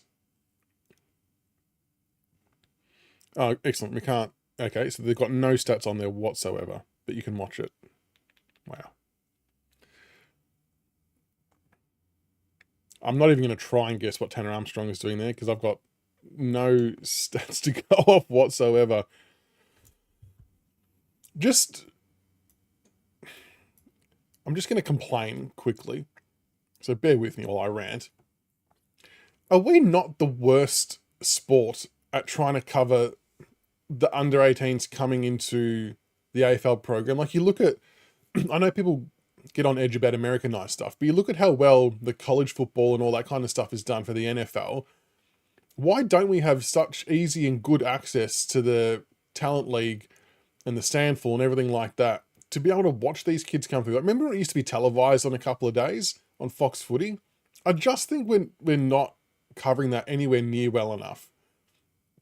Like, there should not be a discrepancy between the phone app and the website on trying to find what these what the talent league games are doing. It's absurd.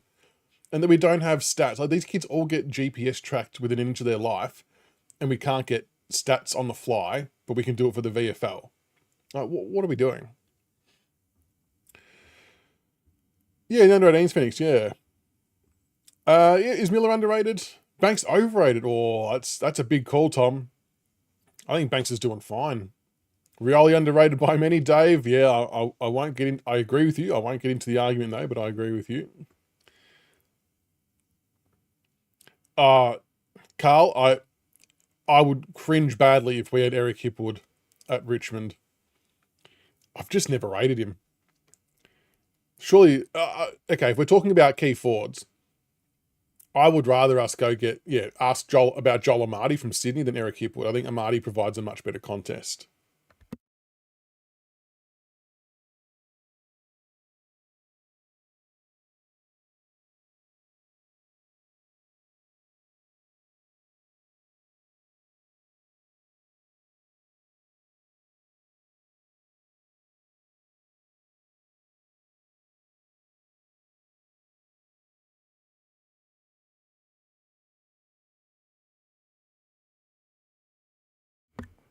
Just realised I had the timer on still. Trouter, 1,000%. It was easy to watch 10 years ago. 1,000%. And I'm guessing it's a lot to do with the broadcast stuff and the deals that have changed, but it used to be so much easier to watch. You'd have a couple of games on, they'd play, and there must be reasons why, but they used to be curtain raisers to AFL games. How good was that? I absolutely didn't appreciate back then what we were able to watch. Like, I wasn't into the drafting stuff because I was obviously just a teenager, a lot younger, didn't care as much. But now, I'd be going to the game earlier every week if there was a talent league game on beforehand, looking at the players that are coming through. So I just don't know why we aren't.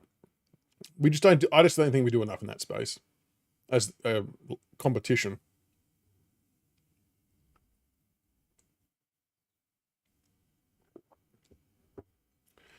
AFL up took over from CTL this year.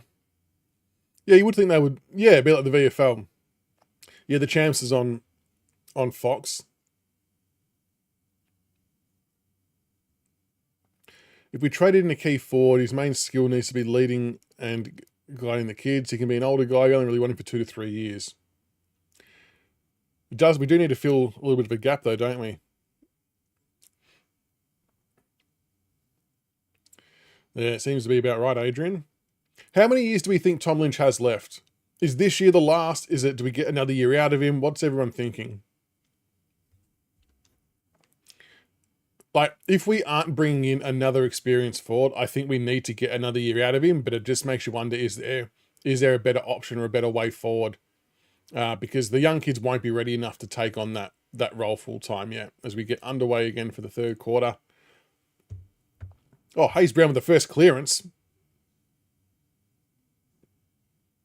He does some alright things, Hayes Brown.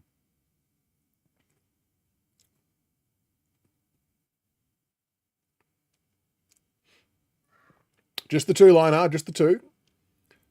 No, they're just a little bacon and egg wrap. Was fasting since 7 o'clock last night. So I've lost 16 kilos so far since Jan, and it's just fasting from dinner time. So having the last meal at like 7 and then not eating again till about 12. So it's all, I don't know. It just seems to work. Oh, good spoil. Oh, Lockwood.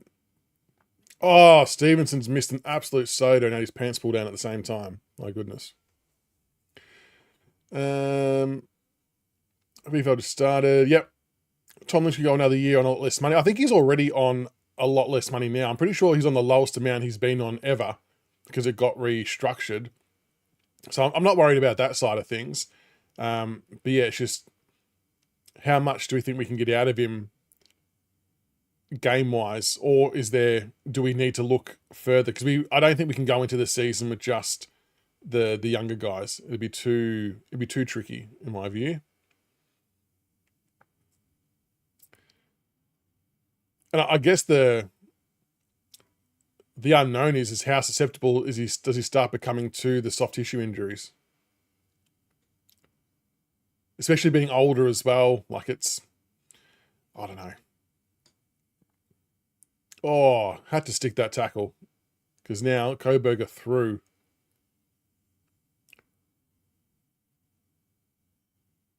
Good kick, good mark. Jacob reckons another year or 2 for Lynch. I think we need to. No one in the hole there. And he gets an easy mark inside 50. Can't see Fawcett getting a game. Oh, it dropped away. AFL at this stage. Hasn't had a good one today, has he? The last 2 games have been all right. I also don't think we've delivered the ball anywhere near as well as we should have to any of our key forwards, which hasn't helped, but I appreciate it, Jacob. Dave, if we got 12 games out of Lynch next year, it's still worth it for the experience. I think that's a really reasonable expectation, and I'd probably agree. I mean, the other guys had been into their 3rd year. McKelty's still there as well. Was Coburg at the first goal, the 3rd? And yeah, there comes a time where we have to manage it a bit smarter as well, don't we? Like we'd have to maybe he misses every second or third game, whatever it might be. But we just need to buy a little bit more time for Jonty, Harry, and whoever else to catch up. Which will happen. It's just a time thing. The problem will be if we lose a few of these older players at the same time. Like we already believe it's Broad's last year, as per what he said, unless he changes his mind. But if we were to lose Broad, Prestia, who else could there be? Well, given that I feel a bit more comfortable now, given that Anank and Vlosten have triggered those extra years for 2027. So that's good that we know we've got extensions on those two, which I think is important. It just means it helps staggering that out, which I think is vital.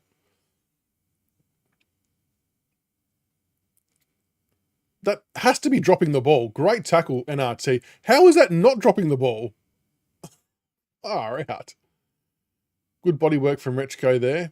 Oh, that's out on the Coburg guy. That's unlucky. We'll take it.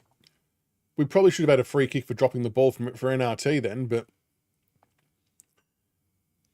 got to go, Rechko.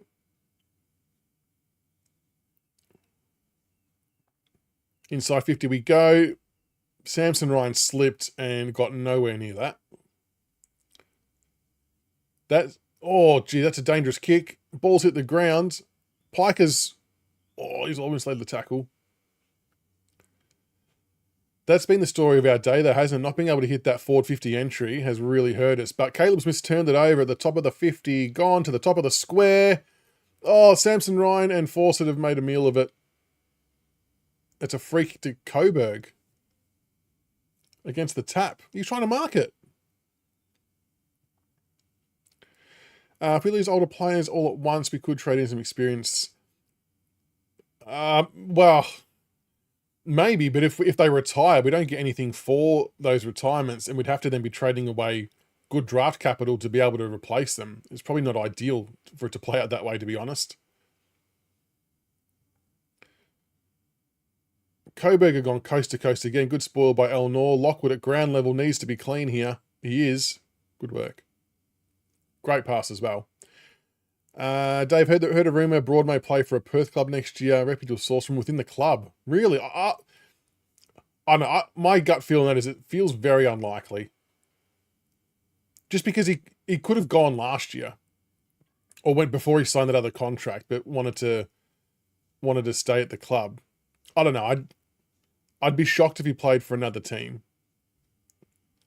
That pass went the best part of about 8 metres, I reckon. Which Perth club would it be, though, hypothetically speaking?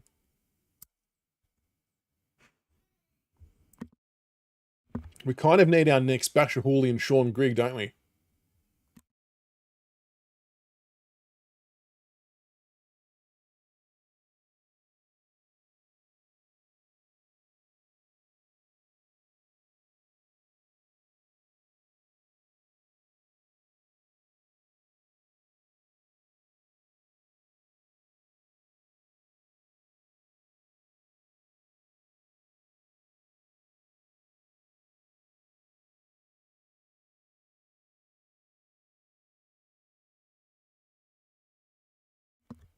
Geez, West Coast are just turning into a feeder club.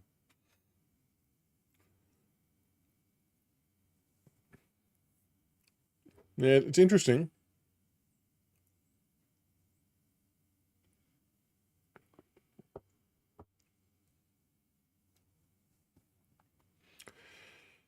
Phoenix, I can see Broad doing a Tom Lynch, move into coaching but play VFL.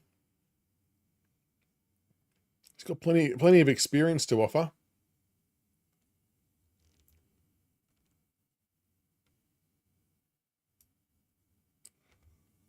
Coburg have been really good today.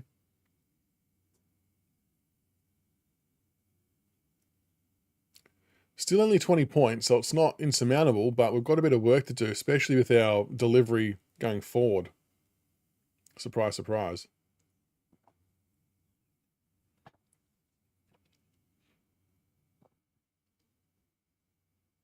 Arm around Ryan's neck then. Hayes Brown. John Ruck put an article about Broad. Okay, in the paper too. Yeah, it's interesting. Like, would it be a trade? Would it be, it'd be like a token trade, I suppose, or would it be that we've delisted him and they just pick him on the cheap? Bit of ball movement here from the Tigers. Oh, that is a shit handball, whoever that was. Put it completely behind the Richmond player, and now they've turned it over. Good mark, Gibkus. We talk about this every week, I reckon. At AFL level in particular, the amount of forward thrust we stop for ourselves because we can't hit a running target is alarming. But that's good ball movement inside 50. Renfree, good pass. Oh, shit, Fawcett. Well done. Jesus Christ. Renfree's actually really composed. For someone, I don't think he's got the full footy background. For some reason, I thought he had basketball. Someone correct me if I'm wrong. But he again showed really good composure there, not to blaze away. He was in space, could have had the shot himself, but lowered the eyes and hit Fawcett in the goal square by himself. Really, really good play. Good turnover from half back, but we initially turned it over in a horrible manner. We've got to get better there. When we hit our targets and move it cleanly, we're pretty good. But it just doesn't happen often enough. We just leave a few on the table. But we've given ourselves a chance here. It was a good intercept mark by Gibkus too. Kane McAuliffe getting busy with a clearance. Go. NRT hasn't got that.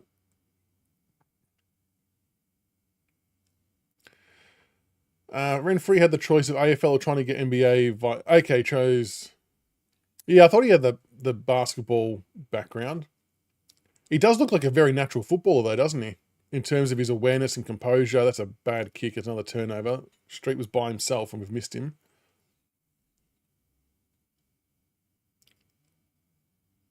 Good spoil, Gibkus. That's holding the ball almost. He's ducked into it.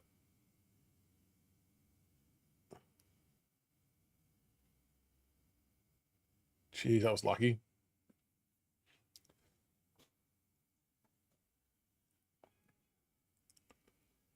If we can get on a bit of a roll here, we give ourselves a sneaky chance.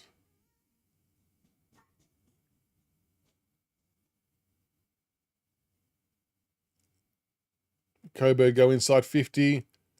Elnor flies. Gibkus stays down. He could be in trouble here. Ball up.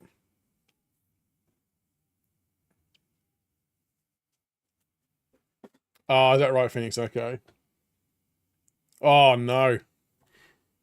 Wow. That's way too easy. For Bytel, just... No one went to him. Get on the move, inside 50, and you're a chance. Yes, look, there you go. You can see yourself there. No. Goodness.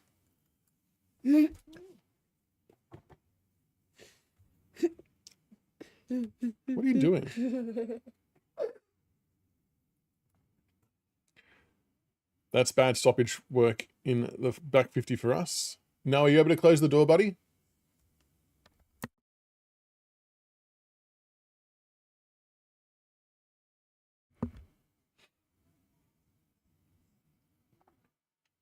Well, we need to get that one back.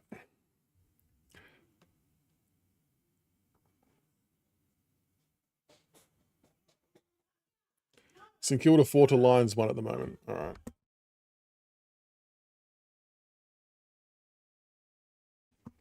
Bush Rangers are winning 43 to 15, but we don't know how Armstrong's going.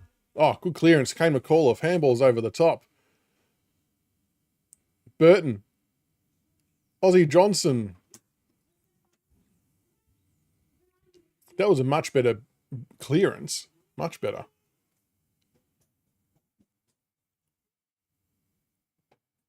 Oh, jeez. He slipped and nearly wasn't able to mark it.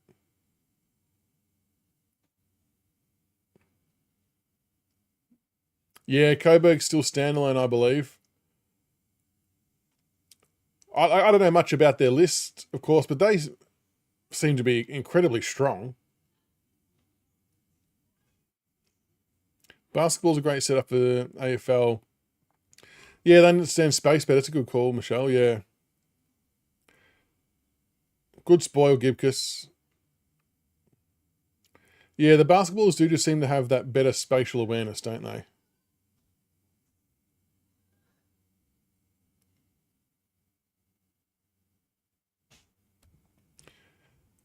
Gibkus has had some pretty good spoils this quarter, some good defensive efforts. Starting to sort of read the ball a bit better. Kane McCall's getting busy again. Another clearance from a defensive 50 stoppage.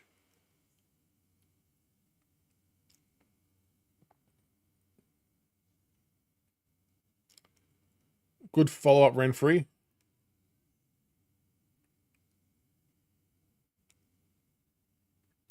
McCall up to 7 clearances.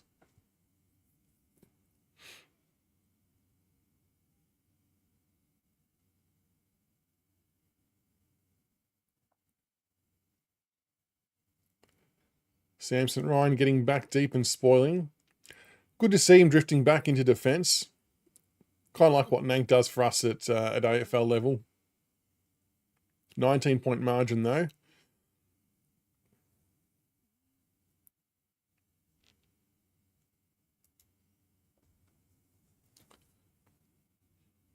Have we got any weather updates from Perth yet?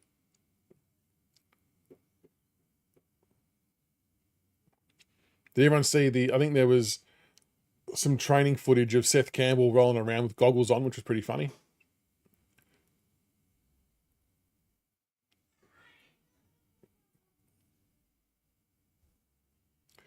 Caleb Smith up to 17 disposals, 1 mark, 1 tackle. McCall the same, 17 disposals, 3 tackles, 7 clearances.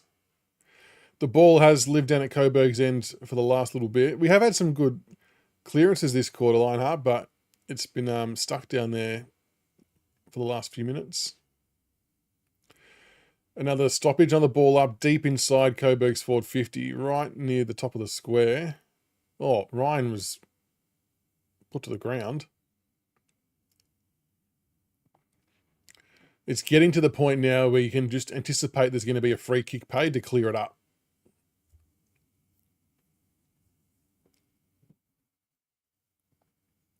McCall for another clearance.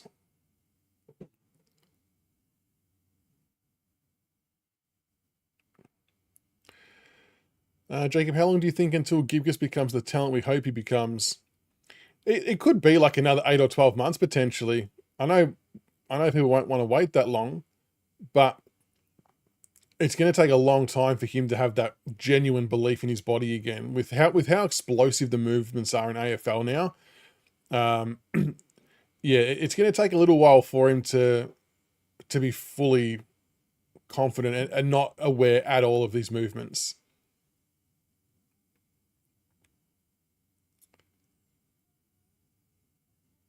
Oh, jeez, it nearly bounced through. Yeah, the social stuff's been doing all right for Richmond. Still a few things I'd love to see happen that I think could really elevate. There's a few ideas I'd love to speak to them about that could make the fan engagement experience a lot better. And just like more meaningful content, I guess, is what I'd be aiming for. Good kick across the ground. Good vision inboard. Well done. Zane Piker takes a mark. Go back and have your shot, mate. You're 35 out. Go and have the shot. Great ball movement. The pass across the ground there was key then to open that up. Everyone was compressed to the one side. Really, really good pass. I'm not sure who that was. Very good kick. And Zane Piker gets a chance for his second. Yeah, it's a hard one line if there was a few frees gone begging. Maybe I was being biased. I don't know. Come on, Zane. Good boy. Zane Piker with 2. We need back-to-back goals here. Geez, that annoys me. He kicks a goal. He's off the ground. It happens so often, doesn't it? It's all data driven, I know. But you'd be feeling good about yourself. Leave him out there. Try and get another one.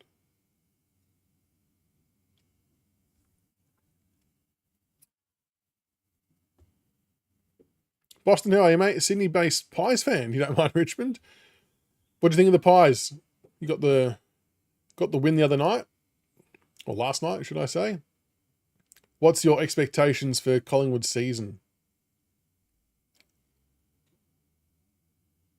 Going to have some big milestone games coming up for you as well with Pendles.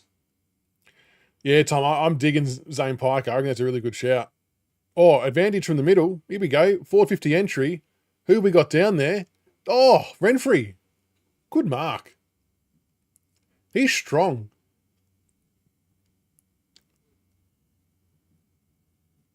Was a very good deep entry, and Renfrey showing some great strength there. Jacob, I believe Piker will be a great addition, the ones. Well, I know, like it feels like he'd be competing with the Steely Green, someone like that. Yeah, Piker, I know it's early, I feel like he's going to be a really good addition.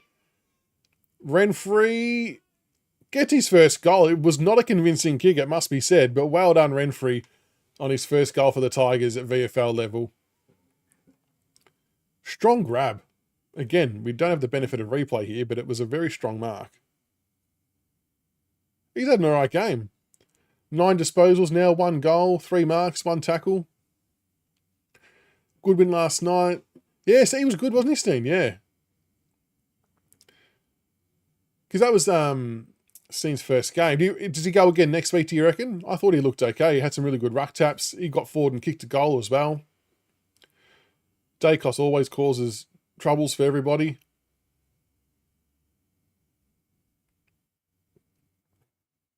Who are you missing at the moment, injury-wise? Well, it could be Renfrey, a mid-season prospect. There could be a few players putting their hand up. It's a good tackle, Lockie Street. Holding the ball. We've got another 450 entry coming here, folks. We've turned the screws a little bit here. Surely that's 50. You've got to give the ball back. Wow, that's really lucky. Street goes inside 50. Good spoil. No, but Coburg found a way out. Just didn't have a marking target in the right area.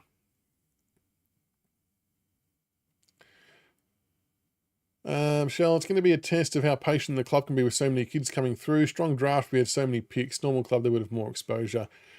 Yeah, they do have to just wait their turn in some aspects, don't they? You just don't want it to get to a point where players are then wanting to leave for more experience. Like you want to give them that chance. As Zayden Lockwood takes a lovely grab down back.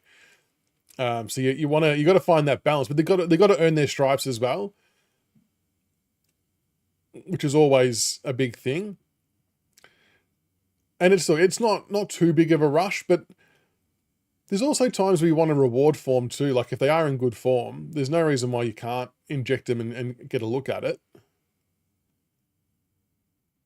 Good tackle. Oh, go. The turnover's been complete. Renfrey, the kick got smothered, but it spills to Burton. Handballs to Roberts Thompson on his left foot. Oh, he's missed. Rechko was free in the square, but Roberts Thompson had every right to take the shot on goal then and has missed. That would have been a big team lifting goal. No, won't be doing the main game of. I'll be heading back out to the lounge room to watch that to make sure the kids are under control. I feel bad. I've left my wife one out with the 3 boys, which is never much fun I can say from personal experience. So I'll make sure I go back and lend support. Tom, Piker doesn't need to push anyone out. He's a project play. Opportunities always arise. They definitely do. I think it's that balance, isn't it? Like if he has really good, consistent games, then you need to strongly consider rewarding the form. But you also don't need to rush either. But you don't want to then lose them too. It's a real juggling act, isn't it, list management? That might be holding the man to Coburg. Unlucky. Bit overzealous there from, I think it might have been Lockie Street. Yeah, we're hanging with him. Yeah, Dave, I agree. It is good to reward for good form. Oh, geez, the Coburg play got very close to the man on the mark then. It's play on as a result.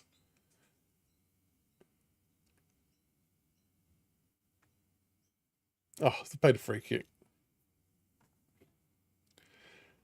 And even if it's like just later on in the year that we see players like Piker play, if they continue some good VFL form, that's not a bad thing either. Hopefully, Boston, hopefully. I think our only real chance is if it does rain quite a bit, that sort of might even out the skill factor, but there's a lot of mixed reports about the rain. Maybe it's not going to be as heavy as we first thought, which could then spell trouble with the lack of tools we've gone in from the ruck perspective. Oh, we're about to burst inside 50 and we've given away a free. Jeez, that's disappointing. We're shooting ourselves in the foot a little bit here. We've just got to be a bit more disciplined and clean. But no, Freo are going to be a really strong side this year. I think they're going to be top 4 or top 6. So it's going to be a tough contest no matter which way you look at it. But, all we can hope for is they have a red hot crack for 4 quarters and you never know your luck.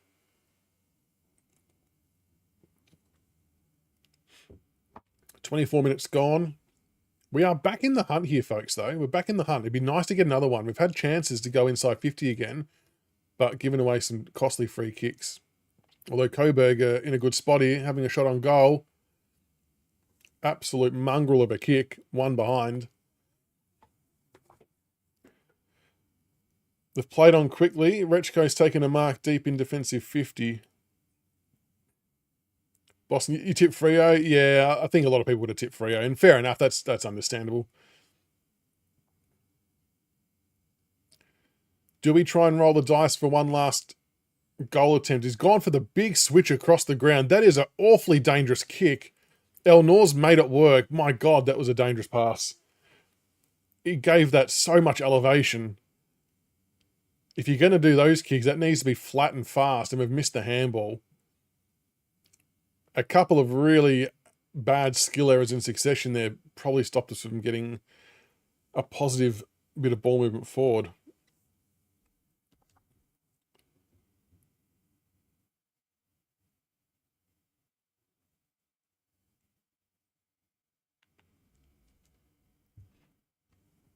Victoria, I've got a cricket update too. Victoria 5 for 150 at lunch, 48 run behind on first innings. Who are they playing against? Oh no, Coburg are going to get a chance here. Goes to the top of the square. El Nor, good spoil. Oh, they've paid the hold. Wow. They've paid the hold against El Nor. Coburg will get a chance close to the siren to kick another goal here. Bad timing, that one. Murray Bushrangers lead by 12 points. We still don't know. If what Tanner Armstrong's doing.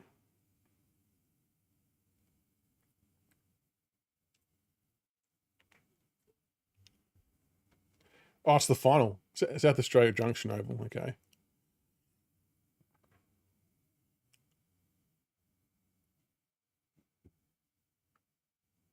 Oh, he's gold. Didn't need that. No worries, Boston. Thanks for stopping by, mate. Appreciate the support. All the best to the Pies for the season as well. Fingers crossed we have a good game this afternoon, but thanks for dropping by. Fawcett's got 1. So our goal kicker, Zane Piker 2, Ferguson 2, Roberts Thompson 1, Renfrey 1, and Liam Fawcett 1. Clearances, Kane McAuliffe leading the way with 8. You probably can't see the top of that category there. There we go. Leading the way with 8. Hayes Brown 5. Lockie Street 3.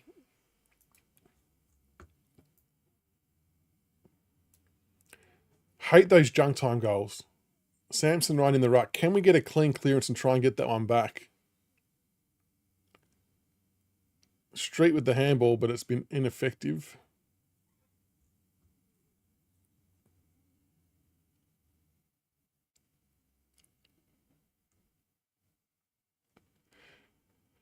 Richard has been good at getting that ball.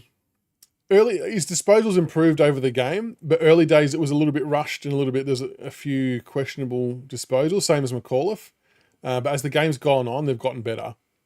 Does find it enough though, doesn't he? El Nor cleans up in defence. Good kick. Rechko on the run, on the fly, give it to him, Burton. He will. He's going to draw the defender. Rechko inside 50, clears the first player. It's that last kick though, isn't it? It's not just Rechko, but it's that last kick. Oh, stick that tackle. Well done, Burton. He's not really made an effort to get rid of that there. Caleb Smith has been playing halfback. He's also been rolling through what seems to be the midfield as well, or coming off halfback and then impacting the contest there as the siren goes for three-quarter time.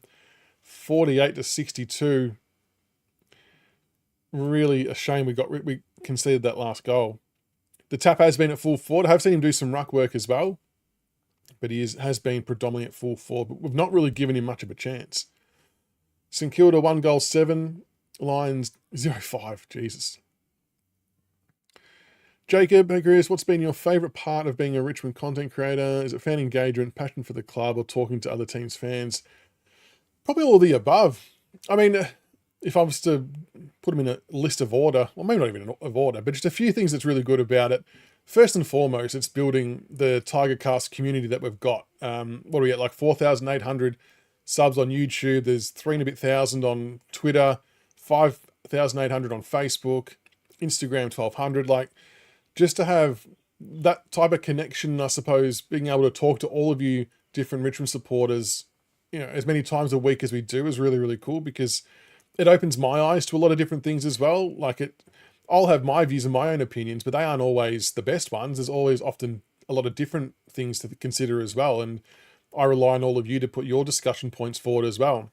So to hear and see all of your thoughts and views has been a really good thing. Talking to opposition supporters has been good as well. I really loved starting up the Behind Front of Me lines and doing a lot of collaboration work with other footy content creators.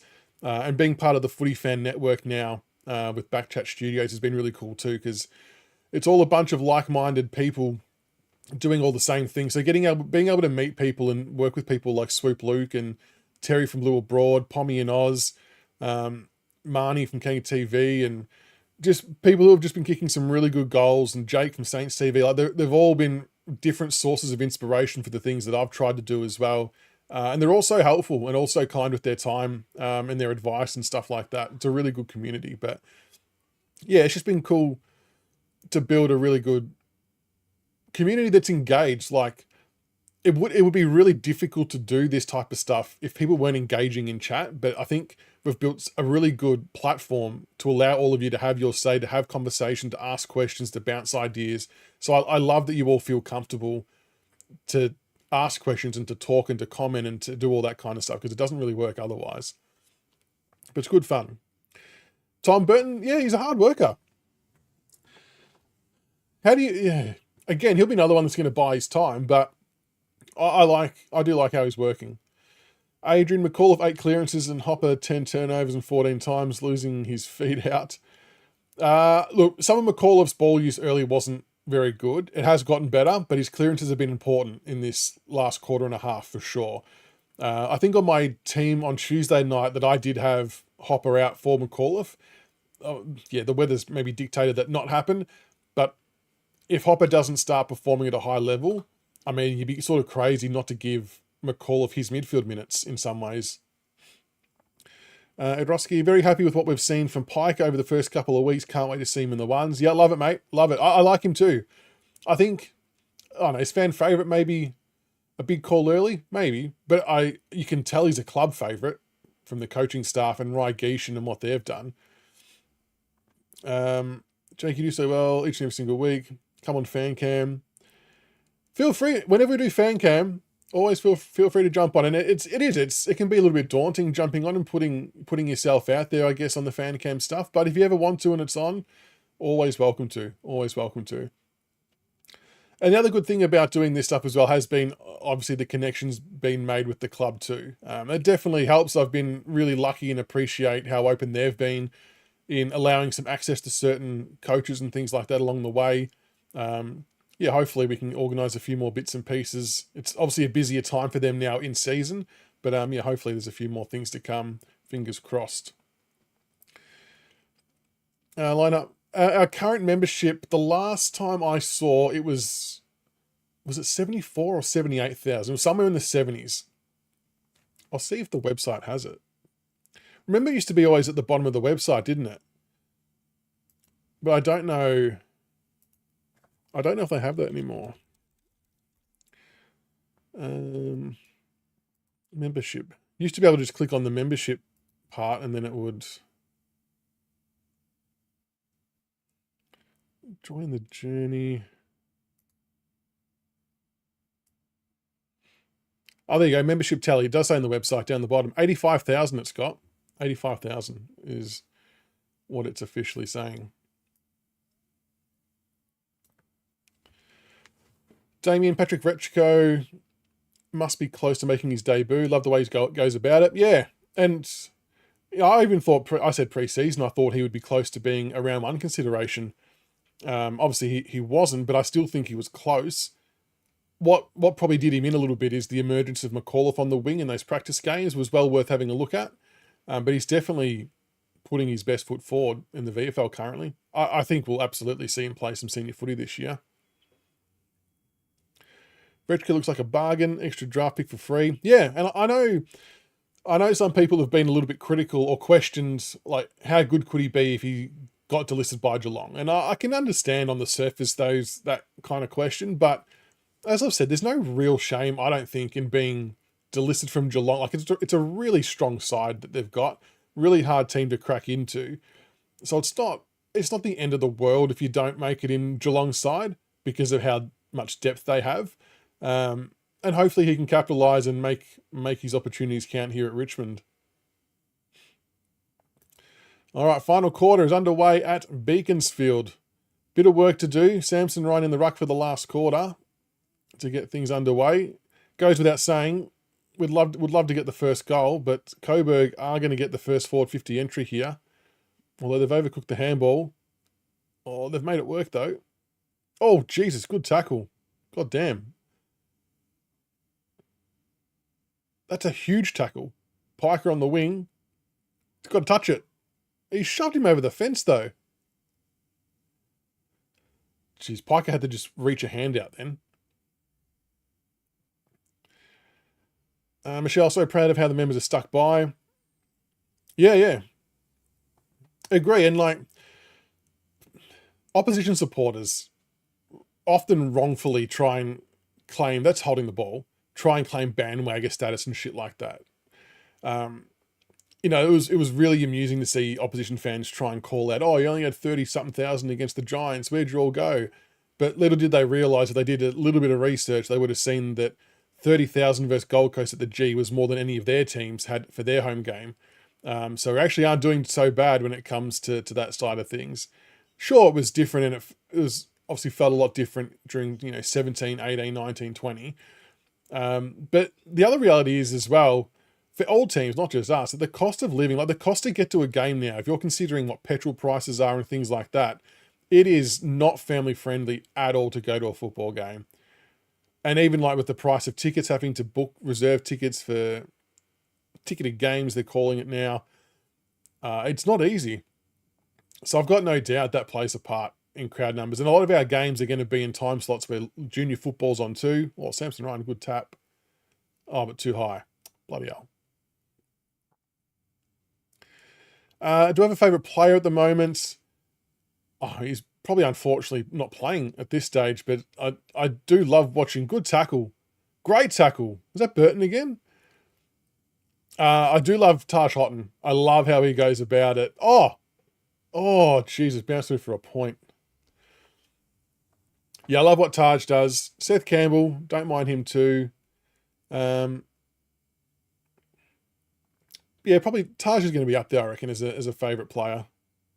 Just always makes something happen, doesn't he? Recruiters need to sniff around strong clubs like Geelong. That's it, look for bargains. And there's no shame in doing that. It's just smart dealings. Al Noor with a bit of a scrubby kick under pressure wins. It's been held. We've started this quarter strong. We just need a goal to actually get reward for the effort of the work we've got.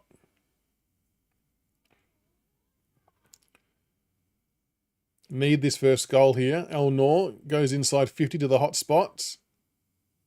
Oh, Fawcett's gotten a serious leap. Couldn't complete the mark though. Geez, he got some elevation. Boundary throw in deep in the Richmond forward pocket. Lionheart, it's not raining at the moment. At the game, is it? You're in Cockatoo. No. It's it doesn't look like it. It had rained quite a bit overnight, so the ground would have been a bit dewy and wet, but it doesn't look like there's active rain. Given there's people standing on the fence line, I'm going to say there's no rain. Coburg exit defensive 50. Rechko. Oh, probably could have gone the tackle then, Rechko.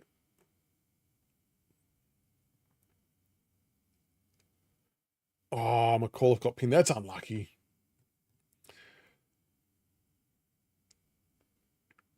Tubby Josh here from Southwest Vic. Oftentimes when I go to a game on top of a ticket, have to use a fuel tank. Exactly right. Driving to Melbourne to stay overnight. That's right. It's I feel for people who've got diesel cars as well, as Eleanor's gone down with a big landing. Like, it can sometimes cost people $600-700 to fill up a diesel car now. It's insane.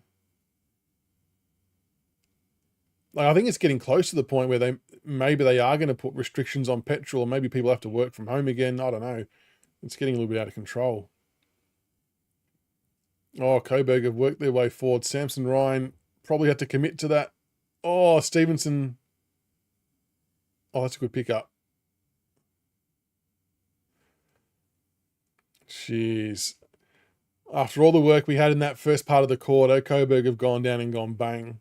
That's really deflating. Got to be getting better reward.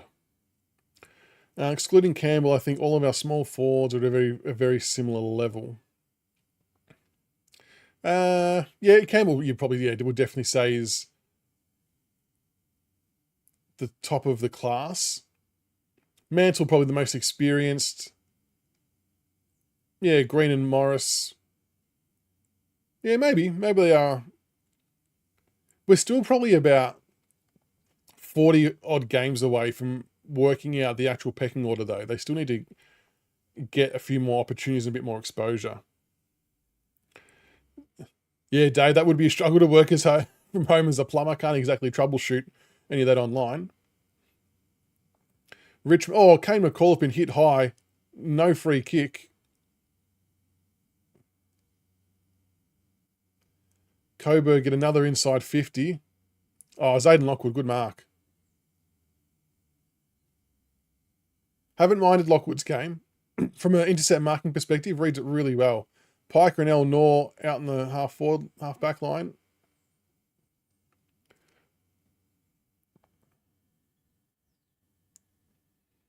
Coburg have done that too easy. Tom lives an hour north of Adelaide, working in Adelaide. Fill your van up 2 to 3 times a week, getting pretty bad. And Coburg have taken an uncontested mark inside 50. Gibkus could not close it down.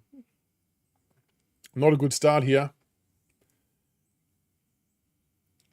Yeah, I mean, because Stevenson did the pre-season with Port Adelaide, didn't he? He was trying to get on their list, but got denied, and he was then maybe considering going back to his EFL team, and has obviously landed playing some VFL. Margin back out to 25 points. It's feeling a little bit more difficult now. Coburg just starting to assert themselves.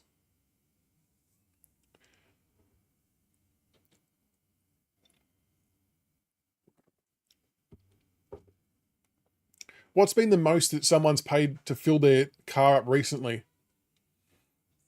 I saw one person on, might have been TikTok, that it cost them $740 to fill up it wasn't a truck, but like a big full drive type car. $700. That's just bullshit. Completely ridiculous. I know one of the guys at my work who has diesel. It costs him $30 a day, getting closer to 35 now, just to drive to work or to and from work. Like it is getting to a point where if people can work from home, they probably should. Tigers need to get a wriggle on here. Kane McCulloch gets the handball out to Lockie Street, who goes inside 50, but straight to Coburg. No Richmond forward presented up into that hole. And it's been a turnover as Renfrey's limping a little bit as well, with maybe a ankle. We've just really butchered some chances going forward here. Oh, good mark. Samson Ryan, really nice there. Good attack of the ball. Dave, a long-range tanks on your F350. Cost 600 to fill up both tanks. Gosh. It's just not sustainable, is it? Samson Ryan's backing himself here from about 55 on about a 48-degree angle. This would be some kick if we can get this. God knows we need it. They did say there's a bit of a diagonal breeze. I'm not sure if it's helping the way he's kicking or if it's the other way, but this is a big kick regardless. It's not... Oh, shit, hit the post. Jeez, he had a good effort there. It's a really good effort. But we need goals, not points. There's Coburg come out of defence. Elnor with a good spoil. Richmond have numbers at the ball. George. Oh, Elnor sells a bit of candy. Oh, handballs it inside 50 to Piker. He's been caught. Got the handball away, though. Into Elnor's back. Surely he fell straight into his back then. Oh, my God. Good mark, Lockwood. He takes a strong overhead grab, Zayden Lockwood, doesn't he? Every time he marks the ball, it's arms extended at the highest point. Love to see it. Love to see it. George puts us inside 50. Oh! Who was that? Was that Fawcett? Good grab. Second grab coming down with the ball. Needs to kick this, Liam Fawcett. Trouter, work at a servo. So great for everyone. Had so many people who would normally put 20 in, putting in 50. Wow.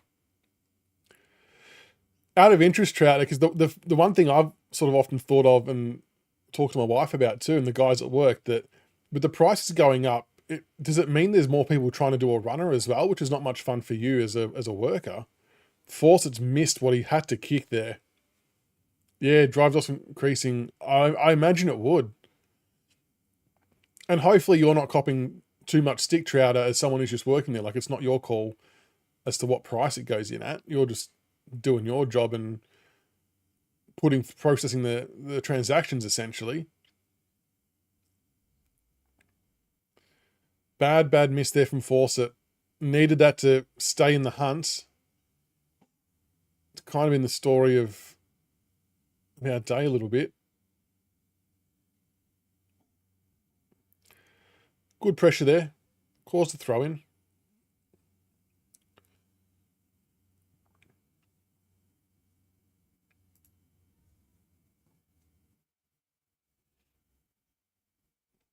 $23 points.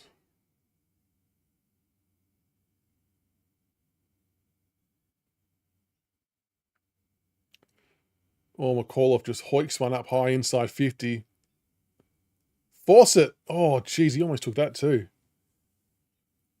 Rechko gets one inside 50. Oh, jeez. NRT. Handball's off. Street. No. NRT again. Handball's out. Johnson. Oh, he's been blocked out of it. Jeez. Scrambling a bit there. We probably should have had a better look at some point at a goal. We just overcooked a couple of handballs to players inside 50. That was probably the only moments where it was maybe a downside with NRT being a left footer, because he was on his wrong side the whole time, but he was still trying to make something happen at least.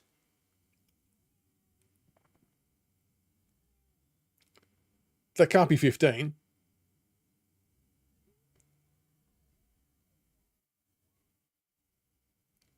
Jeez, just steps back. Oh, they've paid deliberate. Yes, well done, because he had plenty of time to dispose of that, and he just waited to step across the line. He will feel hard done by, but he was outside the goal square, and he absolutely had other options. Oh, did he kick it? Ferguson gets his third. Here we go. We're back. 12 minutes gone. That was absolutely deliberately rushed behind. You could see what he wanted to do, but he was waiting for the player to approach, so he had a prior opportunity to dispose of the ball. Trouter, yeah, we've had a couple, but another site nearby. I had 12 in 3 hours, 12 runners in 3 hours. Holy shit, on Friday. Most people are fine about it. They know we don't have anything to do about the price. Most will ask if we're getting... Most will ask if we're over getting asked about the price, yeah. That's good. A lot of people understanding towards you, which is good, and as people should be. Yeah, hopefully there's some relief, though. Do you reckon they'll put any limits in, Trouter? Do you reckon they'll put like a cap limit on $40 per person, or whether they do it as a per litre, $20 per litre, whatever they might do? Oh, they've chucked Zayden Lockwood in the ruck then, and it hasn't worked out because the Coburg are out the back here with a stoppage. Inside 50 to Stevenson.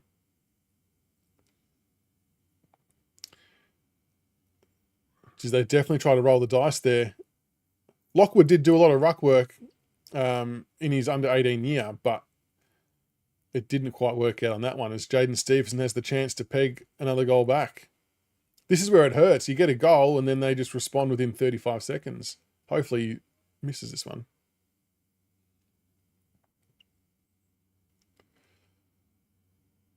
That's drifted across for one behind. Tigers need to be clean here. Must get the next goal. Got to get moving though.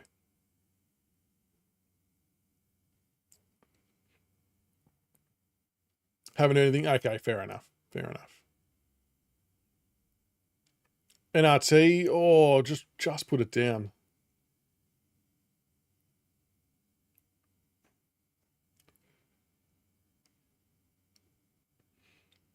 Coburg inside 50 again.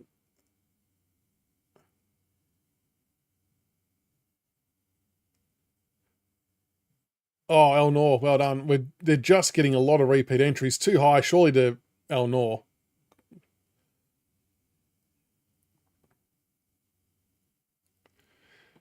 Hey, Jacob, how are you, mate? Yeah, Parker's been okay. A couple of goals. Brechko's got 23 touches. McAuliffe's clearance work's been really good.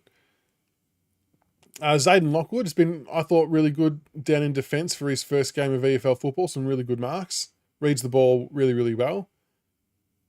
Renfrey, for his first VFL game, has been pretty good too. I think he's got a goal, taking a couple of marks, some really good passing. But we've just squandered quite a few opportunities. We're just missing our passes moving forward, leaving some goals on the table. But we're breaking through the middle now. Lockie Street with a good forward handball. Oh, fuck, he fell over. Jones fell over. Again, see, things like that. You've got a quick counter-attack, which should have been an easy inside 50. You slip over at the wrong moment, and it's turned over. Trouter, we've been told to stop anyone trying to fill anything that isn't a proper container. Are people trying to fill water tanks as well? Wow. Gee, that's a bit extreme, isn't it? Free kick for the last disposal. We've got to surge this forward and get a goal here. Gibkus puts it inside 50. Lockwood pushing forward a bit as well now. Oh, he's just sold candy.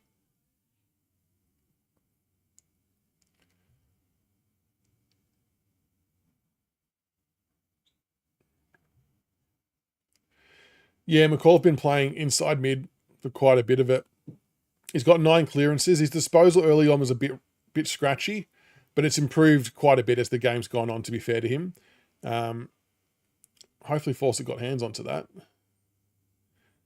So yeah, it's gotten better, but his clearance work's been quite needed, very strong. Exactly right, Dean. I think it would have to be...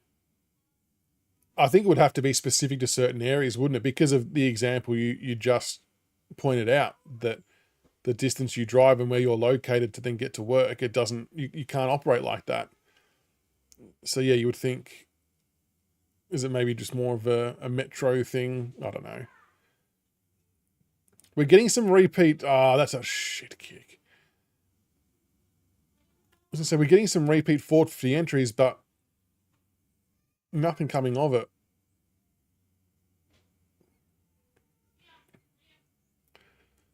Jacob paying $2.70 for a litre of 95. It's crazy, isn't it? Trout had someone try to fill a wheelie bin. Wow. How?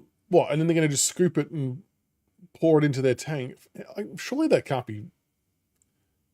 How are they getting the wheelie bin back home? So many questions. Oh, see, another missed handball there. It feels like Coburg are just one goal away here from locking it in, like just securing the win, essentially. We've had plenty of opportunities. We just haven't been able to score. Good tackle. Good strength from Eleanor.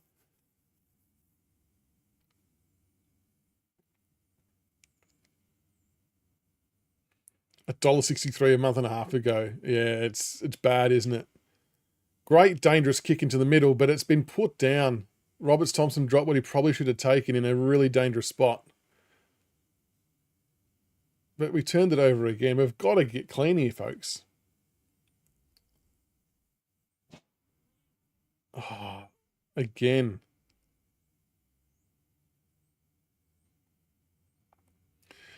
How much will it affect gather round attendance? Well, yeah, it's a good point because you would assume that a lot of people would drive up because of the price of flights go through the roof. Gibkus is playing forward here as well, just quietly, folks. Yeah, maybe it does impact the ability for people to go up to gather round. Coburg have just found a shitload of space here and could probably put the nail in the coffin if they hit their target, which they have. To Jaden Stevenson, really good ball movement from Coburg. Really disappointing from us not be able to make the most of our chances. We've had plenty of them and just butchered it all. Yeah, Kelly, he definitely would have liked his time again on that one. He dropped what he should have taken, absolutely.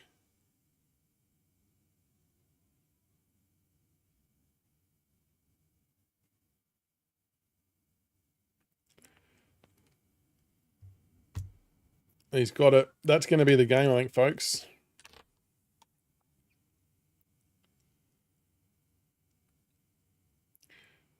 Yeah, interesting. They chucked Gibkus forward and they've chucked Lockwood in the ruck as well. So throwing a few magnets around.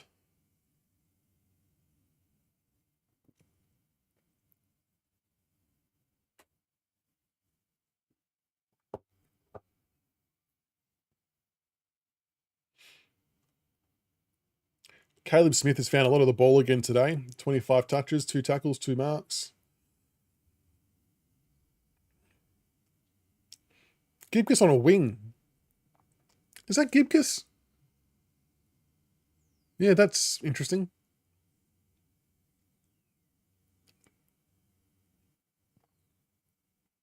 Not sure what we're trying there.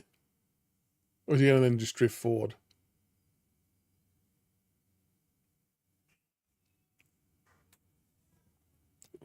Well, there, Gibkus is pushing forward really hard down the bottom of screen there. Oh! Renfrey flies. Flying shot at goal. One behind.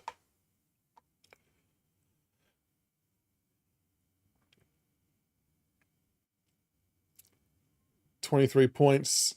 Time our enemy. Gibkus was moving all right there, though, to be fair. Watching him run back inside forward 50.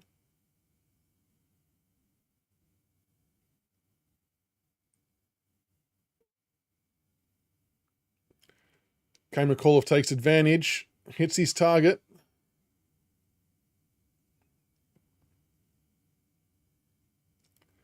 Johnson's pushed back with urgency. Oh, he's getting to the man on the mark. Tripped. Surely that's legged. Burton inside 50.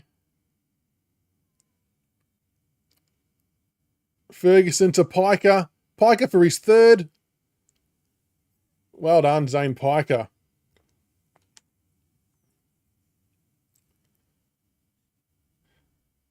Yeah, Trout, I think you got it. When you need to win the game, you do have to get creative. So I like it. I don't think I would ever question any type of move where you see someone clearly in a different spot to try get a different look at winning the game.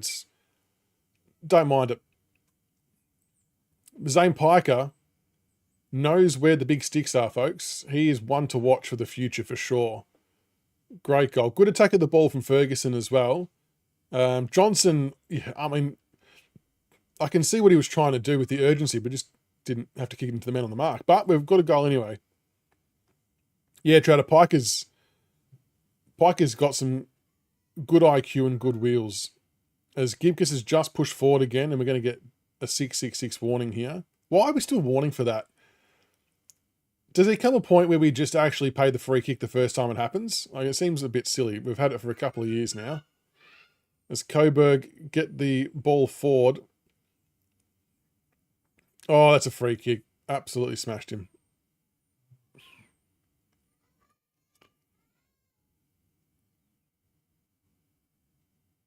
I've got to be careful not to give away 50 here for mouthing off. It's probably a stretch too far anyway.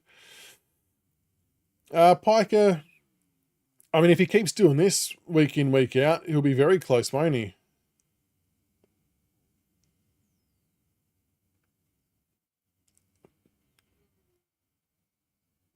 Oh, gosh. Oh, he socked... Wow, he just socketed it off the ground and scored.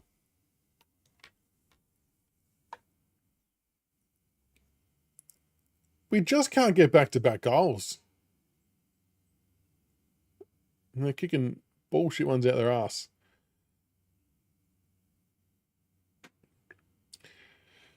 Yeah, the 666. I don't think they'll ever... Like, if we're picking between the 666 and stand, I'd much rather keep 666 and piss off the stand rule. Or at least redefine what constitutes breaching the stand rule. To me, I think it needs to be as simple as, if the player on the mark wants to move backwards and away from the kicker, they should not be penalised. You should not be penalised 50 metres for giving the kicker more space, because that's what the stand rule was designed to do. It was to give the kicker more space to wheel around and go. So the fact we do that is just mind-boggling. So if they readjusted how they adjudicate it, maybe it works okay, but I still don't like it anyway. Richmond going forward here. Ferguson puts it inside 50. No one home, though, for us. Spoiled out of bounds for a throw-in deep in the forward line. May as well play AFL 9s.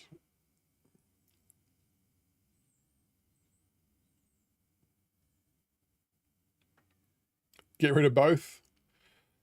I mean, to your point, they were definitely tinkering with something that didn't need to be tinkered with, weren't they? Like, it wasn't exactly broken.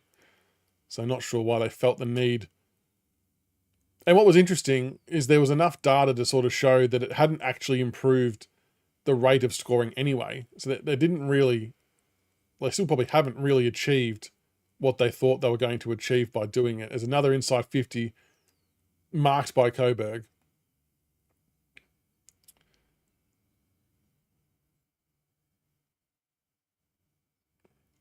Yeah, Burton looks like he goes okay.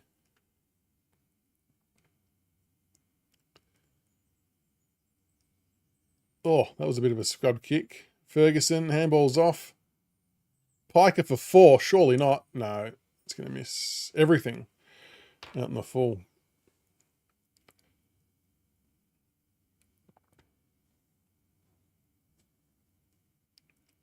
Oh, that was a horrible kick to bring it back into play. Got to go man on man here. We can't be leaving him free just to chip it around.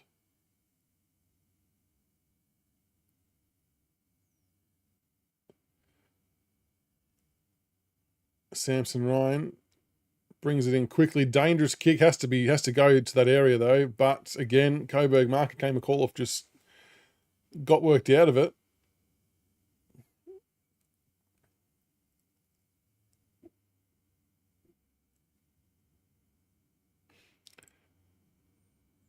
Reckon the siren will go any moment now. What's everyone thinking and feeling for the main game later today? Is it 4:15, 4:45, whenever it is? What's everyone thinking?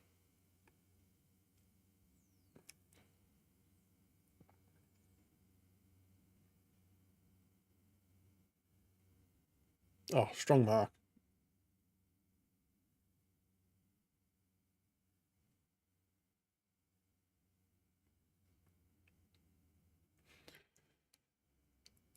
Well, yeah, the speed of the game is definitely, well, we can't say definitely, but it seems very, very likely that it's impacting the amount of injuries that we're seeing. Like, it was 8 hamstring injuries last week is ridiculous. Off the charts as the final siren goes, and Coburg have won 12-15-87 to 9-10-64 down at Beaconsfield. Yeah, we left a lot of opportunities on the table there. Some really, really poor skills going forward has hurt us being able to try and hit the scoreboard again late in the game. So that's a bit disappointing to see, but well done to Coburg. What will be interesting, few junior football in the country. Yeah, true. Yeah, that's right. The juniors aren't getting paid to play. Final disposals for the VFL game. Caleb Smith, 26. Rechko, 25. McCall, 24 and 9 clearances. Lockie Street, 21. Burton, 20. Goal kickers. Zane Piker ended up with 3 goals. 16 disposals, 4 marks, 1 clearance. Ferguson, 3 goals. Noel Roberts-Thompson, 1. Renfrey, 1. And Liam Fawcett, 1. Fawcett, 1 goal, 3. So left a few on the table there. 5 marks, 1 tackle, 1 hit out. Samson Ryan for his first game back, 1 behind, hit the post late there from a long-range shot. 6 disposals, 2 marks, 1 tackle, 14 hit outs, 1 clearance. Not sure what the game time was for him there. But yeah. We got through unscathed, Michelle, to your point, so that's probably the biggest box ticked out of all of them, I suppose. No, Gibkus not cooked. Not cooked. He's just going to take a little bit of time to get confidence back. He's actually moving quite well, running quite quickly, especially when having to shift forward as well, which was encouraging to see. Had some good spoils. It'll take a little bit to get his full confidence back. So, but that is going to be a wrap for the live VFL stream, because I've got to go do some parenting. Thank you, everybody, for stopping by and for tuning in. Appreciate it. Well done to Coburg. Unfortunately, we didn't get a second win for the season, but good to see a few individual players play some solid games. So we'll have to see how they go for the next coming weeks. Good luck to everybody watching the game, wherever you're watching from today. Hopefully it's a good contest. Hopefully it actually buckets down rain and we can make a fist of it, because that really evens out the skill side of things. If it's dry, well, it could be very, very interesting. But just have a good 4-quarter crack, and that's all we can kind of hope for. You okay, Noah? And we'll see how we go there. But have a wonderful day, everybody. Thank you for tuning in, and